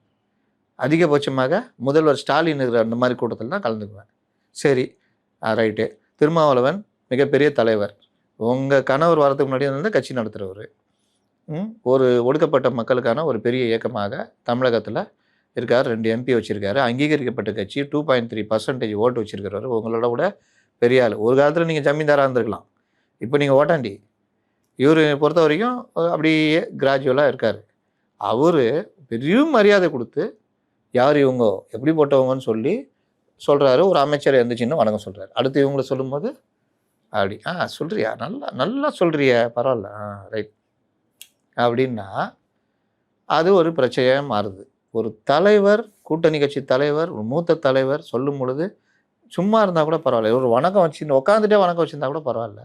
இந்த மாதிரி பண்ணுறாங்களே, இது எப்படி சரியாக இருக்குன்னு கேட்டால் அப்போ அவங்கள தச்சிச்சு, பிரச்சனைன்னு தெரிஞ்சிச்சு. உடனே என்ன பதில் சொல்கிறாங்க, நான் அந்த இடத்துல வந்து எனக்கு அது தோணலை எந்திக்கணும்னு, அது அண்ணன்ட்ட நான் அப்புறம் சொல்லிட்டேன் அதுக்கு வருத்தம் தெரிவித்தேன். அவன் இன்னும் பெருந்தன்மையாக இது பண்ணிட்டாரு. உண்மையிலேயே நான் எந்த நோக்கத்திலையும் அது பண்ணல. இப்படி சொல்லிட்டா முடிஞ்சிருக்கும் பிரச்சனை. அவர் வந்து இவங்ககிட்ட மன்னிப்பு கேட்டாராம். உண்மையிலேயே நான் வந்து சொல்லிடக்கூடாது. அது முதல்வர் தான் அறிமுகப்படுத்தணும். நான் சொல்லிட்டேன். அதுக்கு தான் நான் உக்காந்தேன். அதுக்கு தான் நக்கிள் சிரிப்பு சிரிச்சேன். அந்த மாதிரி அர்த்தம் தானே அவங்க சொல்கிறது. அப்போ அவரை வந்து அது ஒரு பிரச்சனை. இன்னைக்கு இப்படி நிற்கிறாங்க. விருதுநகர்ல கூட தேர்தல் அலுவலகத்தை ஓபன் பண்ணும்போது விசிக கொடி இல்லை அப்படின்னு சொல்லிட்டு தேமுதிக தேர்தல் அலுவலகம். அதுதான் இது. அதுக்கப்புறம் தான் வச்சாங்க ஒரு மேட்ரு. டேய் லாலிபாப்டா நீ தம்பி. ஆமா, விஜய் அவர்களுக்கும் சொல்லியிருக்காங்க நாட் ஏ ஹீரோ. 75 வருஷம் கட்சிடா நீ யாரு? என்னது இது லாலிபாப்பா? லிட்டில் பாய்டா நீ? Not a hero. பார் இங்க ஒருத்தர் பார் அப்படின்னு அவரு அப்படியே ஒளிறாரு. அவரு ஏய் பார் யார் அவரு? கமல்ஹாசன் நடிகர் தெரியும்ல. அவரு போன தேர்தலில் என்னது அவரு லாலிபாப்பா? போன தேர்தல் லாலிபாப் அப்படிதானே அது அர்த்தம். ஒன்ன லாலிபாப்னு சொல்லிட்டு எங்க கிட்டே இருக்காரு நடிகர் இங்கே பாருன்னு காமிச்சா என்ன அர்த்தம்? போன தடவை இவர் லாலிபாப், இப்போ எங்க இருக்கிறாரு? யூனிஃபார்ம் மாட்டி நிற்க வச்சிட்ட அறிவாலயம் வாசல்ல அப்படின்னு. அப்போ அண்ணி ஒரே ஒரு மேட்ரு என்ன, 2006 உங்கால் லாலிபாப் தான் விஜயகாந்த். அவரையும் 2011 75 வருஷ கட்சியை வீட்டுக்கு அமிச்சார். அவர் தான் எதிர்கட்சி தலைவர். அதனால் இத்தனை வருஷம் அத்தனை வருஷம்லாம் ஒரு கட்சிக்கு இதெல்லாம் கிடையாது. கவிதைலாம் கூட போட்டிருந்தீங்களே சார்? ஆமாம். திமுக என்னும் மலையை டிவி கீழ் ஒளியை வைத்து ஆமாம் என்டிஏ மாறுபோல் ஒளியை வச்சு உடச்சி விட்டு என்டிஏ ஆறு போகிறதுக்கு கலைஞர் மாதிரி கவிதை சொல்லியிருந்தீங்க சார். நீங்கள் 1885 ஆரம்பித்த கட்சி காங்கிரஸ் கட்சி. காங்கிரஸ் பேரிகா இயக்கம். அது அந்த பேரிகா இயக்கமே இன்றைக்கி 3 சீட்டுக்கு திமுக கூட சண்டை போட்டுனுக்குதுல்ல. கெஞ்சுது, சண்டை போடல கெஞ்சுது. அப்புறம் என்ன 75 வருஷம் 60 வருஷம்னு. இன்னைக்கு விஜய் அந்த சிஸ்டமேட்டிக் தெரில, கட்டமைப்பு சரியில்லை, கூட இருக்கிறதுலாம் வேஸ்ட்டு. நாளைக்கே விஜய்க்கு ஒரு திடீர்னு விஜய் ஒரு அவதாரம் எடுத்துட்டாரு. அது எப்படி சார்? நம்புப்பா, நம்பிக்கை தான் வாழ்க்கை. நம்புங்கப்பா. எடுத்துட்டு டமால் டிமில் 4 விட்றாரு. இங்கே வா பக்கு பக்குன்னு இந்த சினிமாவில் அடிக்கிற மாதிரி இப்படி ஒரு அடிச்சு இங்கே பேக் கிக்கு யாருக்கு? புஷிக்கு. இந்த சைடு இவருக்கு ஒரு கிக்கு யாதவுக்கு. ஜானை பிடிச்சி தலைமையில தூக்கி வச்சு சர்சன்னு சுற்றி கீழே போடுறாரு. படம் நல்லா இருக்குதுல்ல? போட்டாப்புல போட்டும் கொய்யால போங்கடா அப்படின்ட்டு கூப்பிட்றா எல்லாத்தையும். அப்படி நல்லது கூப்பிட்டு எல்லாத்தையும் ரீமாடிஃபை பண்ணி அப்படி நிற்கிறாரு. ராகுல்ஜி ப்ரோ நீ தான் உண்மையான ப்ரோ, வா உன் வயசு என் வயசு தான் கரெக்டாகுது. அவர் வந்து என்ன ப்ரோன்னுக்கிறாரு. வா பேசுவோம். உள்ளாட்சி தேர்தல் இறங்கினாரு வச்சுக்கிங்க. 2031 பவள பாப்பான்னு அவர் சொல்கிறாருல்ல, தூக்கி போட்ட வாய்ப்பு இருக்குது. அட்லீஸ்ட் இந்த கூட்டணியும் தான் 1-2ன்னு வந்துடும். 3வது அவருக்கு யாரும் இல்லையே. அப்புறமா அமைதிக்கு பெயர் தான் சாந்தின்னு பாடிக்கிட்டு இருக்கணும். அவர் பார்ப்பார். ப்ரோ யாரு? திருமாவளவன். வாங்க ப்ரோ, நம்ம ஆள் தானே நீங்கள், வாங்க அப்படின்னு. ப்ரோ கூட்டிகிட்டு வாங்க, என்ன கெட்டு போகுது அப்படியே போயிடும். இன்னும் ஆகுங்க, என்ன ஆகும்? உட்காந்து பேசிகிட்டு இருக்க வேண்டியதான் பழம்பெருமை. அதுக்கு தானே உட்காந்து கெஞ்சி கூத்தாடி இங்கேருந்து சிதம்பரத்தெல்லாம் ரெடி பண்ணி அமிச்சு சோனியா காந்தி மனதை மாற்றி இழுத்து கொண்டு வந்தீங்க. அதனால தானே அண்ணன் ப்ரோ கோச்சிக்கிட்டு இருக்காரு. அதனால் எது வேணால் நடக்கும். நீங்கள் இந்த லாலிபாப்பு இதெல்லாம் பேசக்கூடாது. நாளைக்கு லாலிபாப்பு கிட்ட போய் நிற்கிற மாதிரி ஆகிடும். ஆனால் அன்னி போக மாட்டாங்க. ஏன்னா அது கொடுத்து சிவந்த கரம் இல்லை. அது குசி கொடுக்குடுவாரா? அதனால் அண்ணி அங்கே போக மாட்டாங்க. இப்போவும் பார்த்தா பேசுகிறாங்க, ஏடிஎம்கே திட்டுறாங்க. நாளைக்கு ஏதாவது உதவும் ஆட்சி கீச்சிமான்னா அண்ணி அப்படி. அதனால தான் என்ன பேசணும்னு தெரியாமல் எங்கள் அண்ணன் என்ன பண்ணிட்டாப்ல நாளைக்கு சொல்ல இன்னொரு கூட்டத்தில் சொல்லுவாங்க. என்ன இப்போ கொஞ்சம் மணல் எடுத்தாங்க, கொஞ்சம் தேசிய பார்வையில் பாருங்கப்பா, இங்கே இருக்கிற மலையை உடைச்சி கேரளாவுக்கு அமுச்சு விட்டாங்க. நம்ம நாடு தானே இது. அதை போய் பெரிய குற்றம் மாதிரி என்ன குடிக்கிறவன் குடிக்கக்கூடாது. அவன் வந்து ரொம்ப குடிக்கூடாதுன்னு 10 ரூபா எக்ஸ்ட்ரா கேட்டால் வரமாட்டான். 100 பேரில் 30 பேர் வரமாட்டான்ல. திருத்தினது இல்லை. அந்த நல்ல எண்ணத்தில் பண்ணால் அண்ணனை போய் சந்தேகப்படுறீங்களே. இப்படிலாம் இன்னும் பல யோசனைகளே நம்ம அன்னைக்கு சொல்லலாம். எப்படிலாம் இதை சிம்பிளிஃபை பண்ணுறது. திருடன் ரொம்ப பண்ணுறான், என்ன பண்ணுறது? திருட்ட ஒழிக்கணும். அவனே ஒழிச்சிட்டா இவ்வளோதானே பண்ணாங்க, இதுக்கு போய் இது பண்ணுறாரு அப்படின்னு. திருமாவளவன் மேலே கொச்சிக்கிட்ட மாதிரி பிரேமலதா அவர்கள் கொச்சிக்க முடியாதா? யாரு? ஸ்டாலின் அவர்கள். ஏங்க துண்டை தலிவுற துண்டை அடிப்போம், அப்படி வாங்கி அப்படி போடுறீங்கன்னா தலைவரை இது பார்த்தா பாக்யராஜ் ஸ்டைலில் இருக்குது, எம்ஜிஆர் ஸ்டைல்லே இல்லை, சரி பரவாயில்ல போட்டு அப்படியே நடக்குறீங்க. தலைவரை 2 பேரும் உள்ளே விட்றோம், அவனை பிடிச்சி வீசுகிறாங்க. வீசினா கேஸ் ஆச்சே. தலைவரை நம்ம பண்ண அப்படி தலைவரை கேஸு அப்படின்னு இதெல்லாம் நடந்துச்சா? அவன் பார்த்தான், தலைவர் விஜய் ஸ்டைல்லே போகிறாரு, நம்மளும் போயிடலான்ட்டு வேட்பாளர் டனுக்கு நக்கா டனுக்கு நக்கா டனுக்கு நக்கான்னு பார்த்தீங்களா இல்லையா? அவரே டென்ஷன் ஆயிட்டாரு. நிறுத்து, பேரம் பேத்தி எடுக்கிற வயசுல டனுக்கு டக்கா போட்டுனுக்குற என்ன தலைவரை, நீ மட்டும் விஜயை ஃபாலோ பண்ற, நான் விஜய் ரசிகரை ஃபாலோ பண்ணக்கூடாதா? அதான் நான் பண்ணது. அதனால இதுக்கு முன்னாடி வேற பெரிய குத்தாட்டம் போட்டுக்கிறாரு, எல்லாம் பார்த்து ரசிக்கிறாங்க. தலைவர் அப்போ என்னால தலைவர் வராரு, தலைவர் முன்னாடி ஒரு குத்தாட்டம் பாரு அப்படின்னு தான் டனுக்கு டக்கான்னு நடந்துக்குது. வருஷம் ஒரு ஆளுகிட்ட மாட்டிக்கிறேன் பாடுறான்ற மாதிரி தான் நின்றுக்கிறாப்ல ஸ்டாலின். ஏண்டா இது யாரா பண்ணது? ஏய் உங்கள் வேலையாடா ஸ்ட்ராட்டஜி டீம்னு. தலைவரை உங்களுக்கு மட்டும்தான் நாங்கள் ஸ்ட்ராட்டஜி பண்ண சொல்லுவோம், அது அவராக ஒரு ஸ்ட்ராட்டஜி டீம் மட்டும் பண்ணிட்டுக்கிறா போல, நாங்கள் கிடையாது தலைவரை, அது தனி டீமு அப்படின்னு. இந்த மாதிரி என்னென்ன கூத்துகள் மேடைகளில் இப்போ நடக்குது பாருங்கள். மக்கள் நீங்கள் அறிவார்ந்த 60கள் திமுகனார்ல அறிவார்ந்த பேச்சு, பல அந்த மக்களுக்கான பிரச்சனைகளை பேசுறது, இதெல்லாம் பேசின தலைவர்கள் அடங்கிய ஆன்றோர் சான்றோர் இருந்த மேடை இன்னைக்கு டனுக்கு நக்கான்னு. சரி சார், சனிக்கிழமை வந்து திரு ராகுல் காந்தி வந்து தமிழகத்துக்கு வராராம் பரப்புரைக்கு. அவரையும் இப்படி யார் சொன்னா? செய்திகள் வந்திருக்கு சார். எதுல வந்திருக்கு? செல்வ பெருந்தகை சொன்னாரா? புதிய தலைமுறையில செய்தி மட்டும் வந்திருக்குது. அது ராகுலுக்கு தெரியுமா இங்க வர்றது? வரமாட்டாரா சார்? அவரு வரமாட்டாருங்க, வந்தா கன்னியாகுமரி தான் வருவாரு. எல்லாம் பேசியிருக்காங்க, வரன்னு சொல்லியிருப்பாருல்ல. சரி, கன்னியாகுமரியிலாவது அவரையும் முதல்வரையும் ஒரே மேடையில் எதிர்பார்க்கலாமா இல்லை முடியாதா சார்? தெரியலங்க. ராகுல் காந்தி பத்தி நான் தெரிஞ்சது பிடிவாதம் பிடிச்சா மாறாது. 2 பேரும் மேடை ஏற மாட்டாங்கன்றீங்க. மேடை ஏறினா கூட அந்த ரியாக்ஷன்லாம் பார்த்தீங்கன்னா வேற மாதிரி தான் இருக்கும்.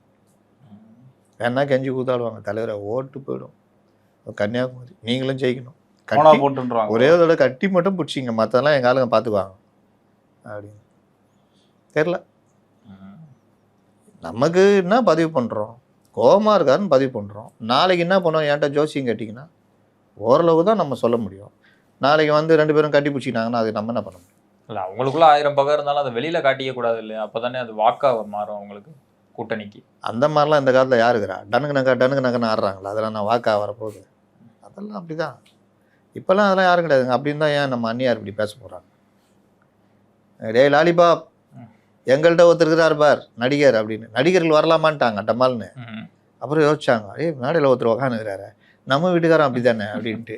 சரி, நம்ம வீட்டுக்காரன் மறந்துட்டு இருப்பாங்கன்ட்டு இங்கேயும் ஒருத்தருனா அவரு சோகா கோத்து விட்டப்பார் அப்படின்னு. கமல் அவர்கள் ஃபெயிலியர் மாடல் தானே அவரு. அவரும் ஆரம்பிச்சு டார்ச் லைட்லாம் உடச்சி ஃபெயிலியர் மாடல் தானே அவரு. அப்போ அதை சொல்லலாமா இங்கேயும் ஒருத்தர் இருக்கிறாருன்னு? இல்லை, அவங்க என்ன சொல்றாங்க அப்படின்னா, நீ விஜயகாந்த் அவர்களை போல கமல்ஹாசன் அவர்களை போல நீ ஆரம்பிச்சு கமல்ஹாசன் தான் நிரூபிச்சாரு தனக்கு எவ்வளவு வாக்கு சதவீதம் இருக்குங்கிறத தனிச்சு நின்று நிரூபிச்சார்ல சார். எப்போ? 21ல. 24ல ஏன் நிக்கல? 24ல தான் கூட்டணிக்கு வந்துட்டாரு அவரு. என்ன கூட்டணிக்கு வந்தாரு? கூட்டணிக்கு வந்து எத்தனை சீட் வாங்கி நின்னாரு? சீட்டெல்லாம் வாங்கல அவர். 26க்கே வாங்கல, 24 எப்படி சார் வாங்க? கூட்டணிக்கு வர்றதுன்றது என்ன? அது ஆதரவு தெரிவிச்சாரு சார். பரப்புரை ஒவ்வொரு தொகுதியிலும் பரப்புரை ஆதரவு தெரிவிக்கிறதுக்கு என்ன? அது ஒன்று தேசிய ஒரு அப்படியே இந்த பாரம்பரியம் உள்ள கட்சியா? கமல்ஹாசன் டார்ச் லைட்டை உடைச்சி அந்த கலைஞரின் மகனாக வருகிறேன் அப்படின்ற வசனத்துக்கு அப்புறம் தான் உடைப்பாரு. வாரிசு கட்சிக்கு எதிராக தான் வந்தாரு. அப்புறம் என்ன பெரிய மாறுதல் வந்து அவரே ஒரு பதில் சொன்னாரு சார். என்ன பதில்? பிஜேபி எதிர்க்கிறதுக்காக தான் கூட்டணி வச்சிருக்கேன் அப்படின்ட்டு. அப்போ முதல்ல வந்திருக்க வேண்டியதானே? எதுக்கு டார்ச்சை உடைச்சி அதை உடைச்சி சீனை போட்டு? சரி, 24ல் ஏடிஎம்கே தனியாக தான் நின்றுச்சு, அவங்களுக்கு போய் ஆதரவு கொடுத்துருக்க வேண்டியதானே பிஜேபி எதிர்க்கிறதுக்குன்னு. இங்கே தான் ஏகப்பட்ட பேர் இருந்தாங்க. காங்கிரஸ். நான் என்ன கேட்குறேன், நீங்கள் வாரிசு கட்சி வாரிசு இதுக்கு எதிராக தானே டார்ச் எல்லாம் அவர்கிட்ட நீங்கள் சொன்ன தேசிய பார்வை இருக்குது. அந்த வசனமே வாரிசு கட்சி இவர்கள் வந்திருக்காங்க, அதுக்கு எதிராக தான் அரசியல்னு வந்தார். அதற்கு பிறகு இது ஜோக் என்னன்னா, இவர் கட்சி ஆரம்பிக்கும் போது ஆளுங்கட்சி அதிமுக, இவர் திட்டினதெல்லாம் திமுகவை அவருக்கா? அப்போ எவ்வளோ வெறுப்பு திமுக மேலே. அப்போ அந்த திமுக தனிச்சு அந்த ஒரு கூட்டணியாக நிற்கிது. இவருடைய நிலைமையை நல்லா 4% வாங்கியிருக்காரு. 24 எலெக்ஷனில் தனியாக நிற்கிற ஏடிஎம்கிட்ட போய் அந்த வாரிசு கட்சியை வீழ்த்தணும், எனக்கு ஒரு 5 சீட்டு கொடுங்கன்னா கொடுத்துருப்பாரு. ஆனால் செய்யலையே. கரெக்டாக பாயிண்ட்டை சொல்லுங்கள் பார்ப்போம். நீங்கள் ஏன் அங்கே போல, ஏன் இங்கே வந்தார், அவர் கொள்கைக்கு முறைனா ஏன் இங்கே வந்தார், கரெக்டாக சொல்லுங்கள். விக்ரம் விக்ரம் என்ன சார் விக்ரம் ராஜ்யசபா சீட்டு கூட காரணம் கிடையாது, இதுதான் காரணமா? ஃபஸ்ட்டு அதான் காரணம். அவர் சொன்னார் தெரியுமா, நேற்று பேசினார, இந்த இதுக்கு போடுகிற தூண்டில் தான் இதை நாங்கள் கவ்வ மாட்டோம்னு. நுனி மீன் அந்த நுனி மீன் தான் விக்ரம் கப்புன்னு கவுனாரு. அப்படி போட்டு இழுத்தாங்க. 130 கோடி சம்பளம். ஆகா, அவர் வாழ்க்கையில் அவர் உணர்ச்சி வசப்பட்ட காலத்தை நான் இதுக்கு முன்னாடி கமலை பார்த்ததே இல்லை. ரஜினினா அசால்ட்டாக 200 கோடியா, ரைட், 400 கோடி ஓடிக்குதா, ரைட். அந்த அம்மா எடுத்தாங்கல்ல அர்ச்சனா பேட்டி, என்னங்க நீங்கள் அது ஒன்றும் இல்லைங்க, நம்ம இதுதாங்க அப்படி இப்படிதே தான் ஓடிந்தார் ரஜினி. ஏன்னா பெரிய அளவு வந்தாலும் அந்த சந்தோஷத்தை பெருசாக இது பண்ணிக்காம. இவர் விக்ரம் சும்மா 400 கோடி ஓடிச்சாம்பா. ஐயோ இங்கே போகிறாரு வர்றாரு, கையில் இருக்கிற வாட்சை கழட்டி அவருக்கு போடுறாரு, இவருக்கு ஒரு லெக்ஸஸ் கார் வாங்கி கொடுக்குறாரு, அது பண்ணுறாரு, பிரியாணி போடுறாரு, அதை பண்ணார் இதை பண்ணார். ஏன்? ஏன்னா வாழ்க்கையில் அவர் அதை பார்த்ததே இல்லை. ஃபஸ்ட் டைம் அந்த வெற்றியை பார்த்தோன்னா அவருக்கு ஒன்றும் பிடிப்படலை. எனக்கா என் படமாக ஓடிச்சு தலைவர், அதெல்லாம் வேறு கதை, உன் படம் தான் ஓடிச்சு விடு. அந்த இதை கவினார் இது. அடுத்து தலைவரை ஒரு 3 படம் நம்ம இதுலேயே. ஓகே அவ்வளோதான், முடிஞ்சிச்சு. நல்லா முள் மாட்டிச்சு. அப்புறம் தலைவரை இதான் யூனிஃபார்மு, ரைட்டு, அந்த கேட்டு ரைட்டு, இந்த கேட்டுக்கு ஆளுகுது, முடிஞ்சிச்சா? ஏன் அங்கே போகலன்னு தெரியுதா? அவர் ஏதாவது ப்ளூ ஜெயிண்ட்டு க்ரீன் ஜெயிண்ட்டுன்னு வச்சுருந்தானா அங்கே தூண்டியில் விழுந்திருப்பார். அந்த விதம் அவருக்கு தெரியல. நான் தனித்து நிற்கிறேன், பிஜேபி இல்லாமல் நிற்கிறேன், வருபவர்கள் வரட்டும்.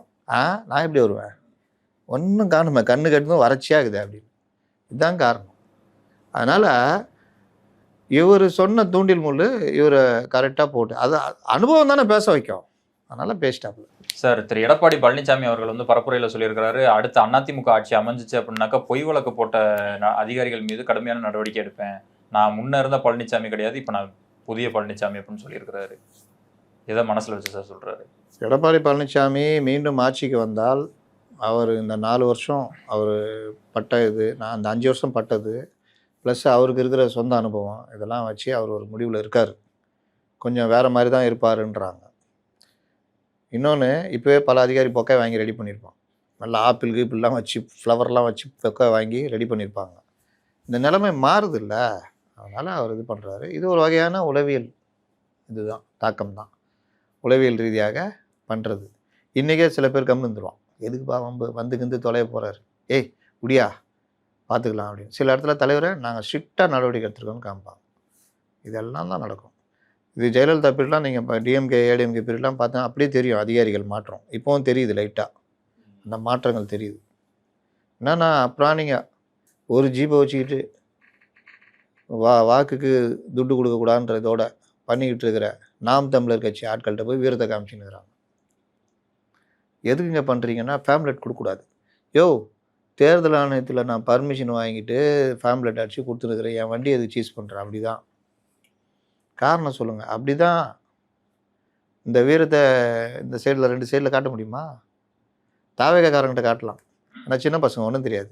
இதுதான் ஆரம்பத்தில் சொன்னோமே, இதெல்லாம் பண்ணக்கூடாதுங்க, தப்புங்க.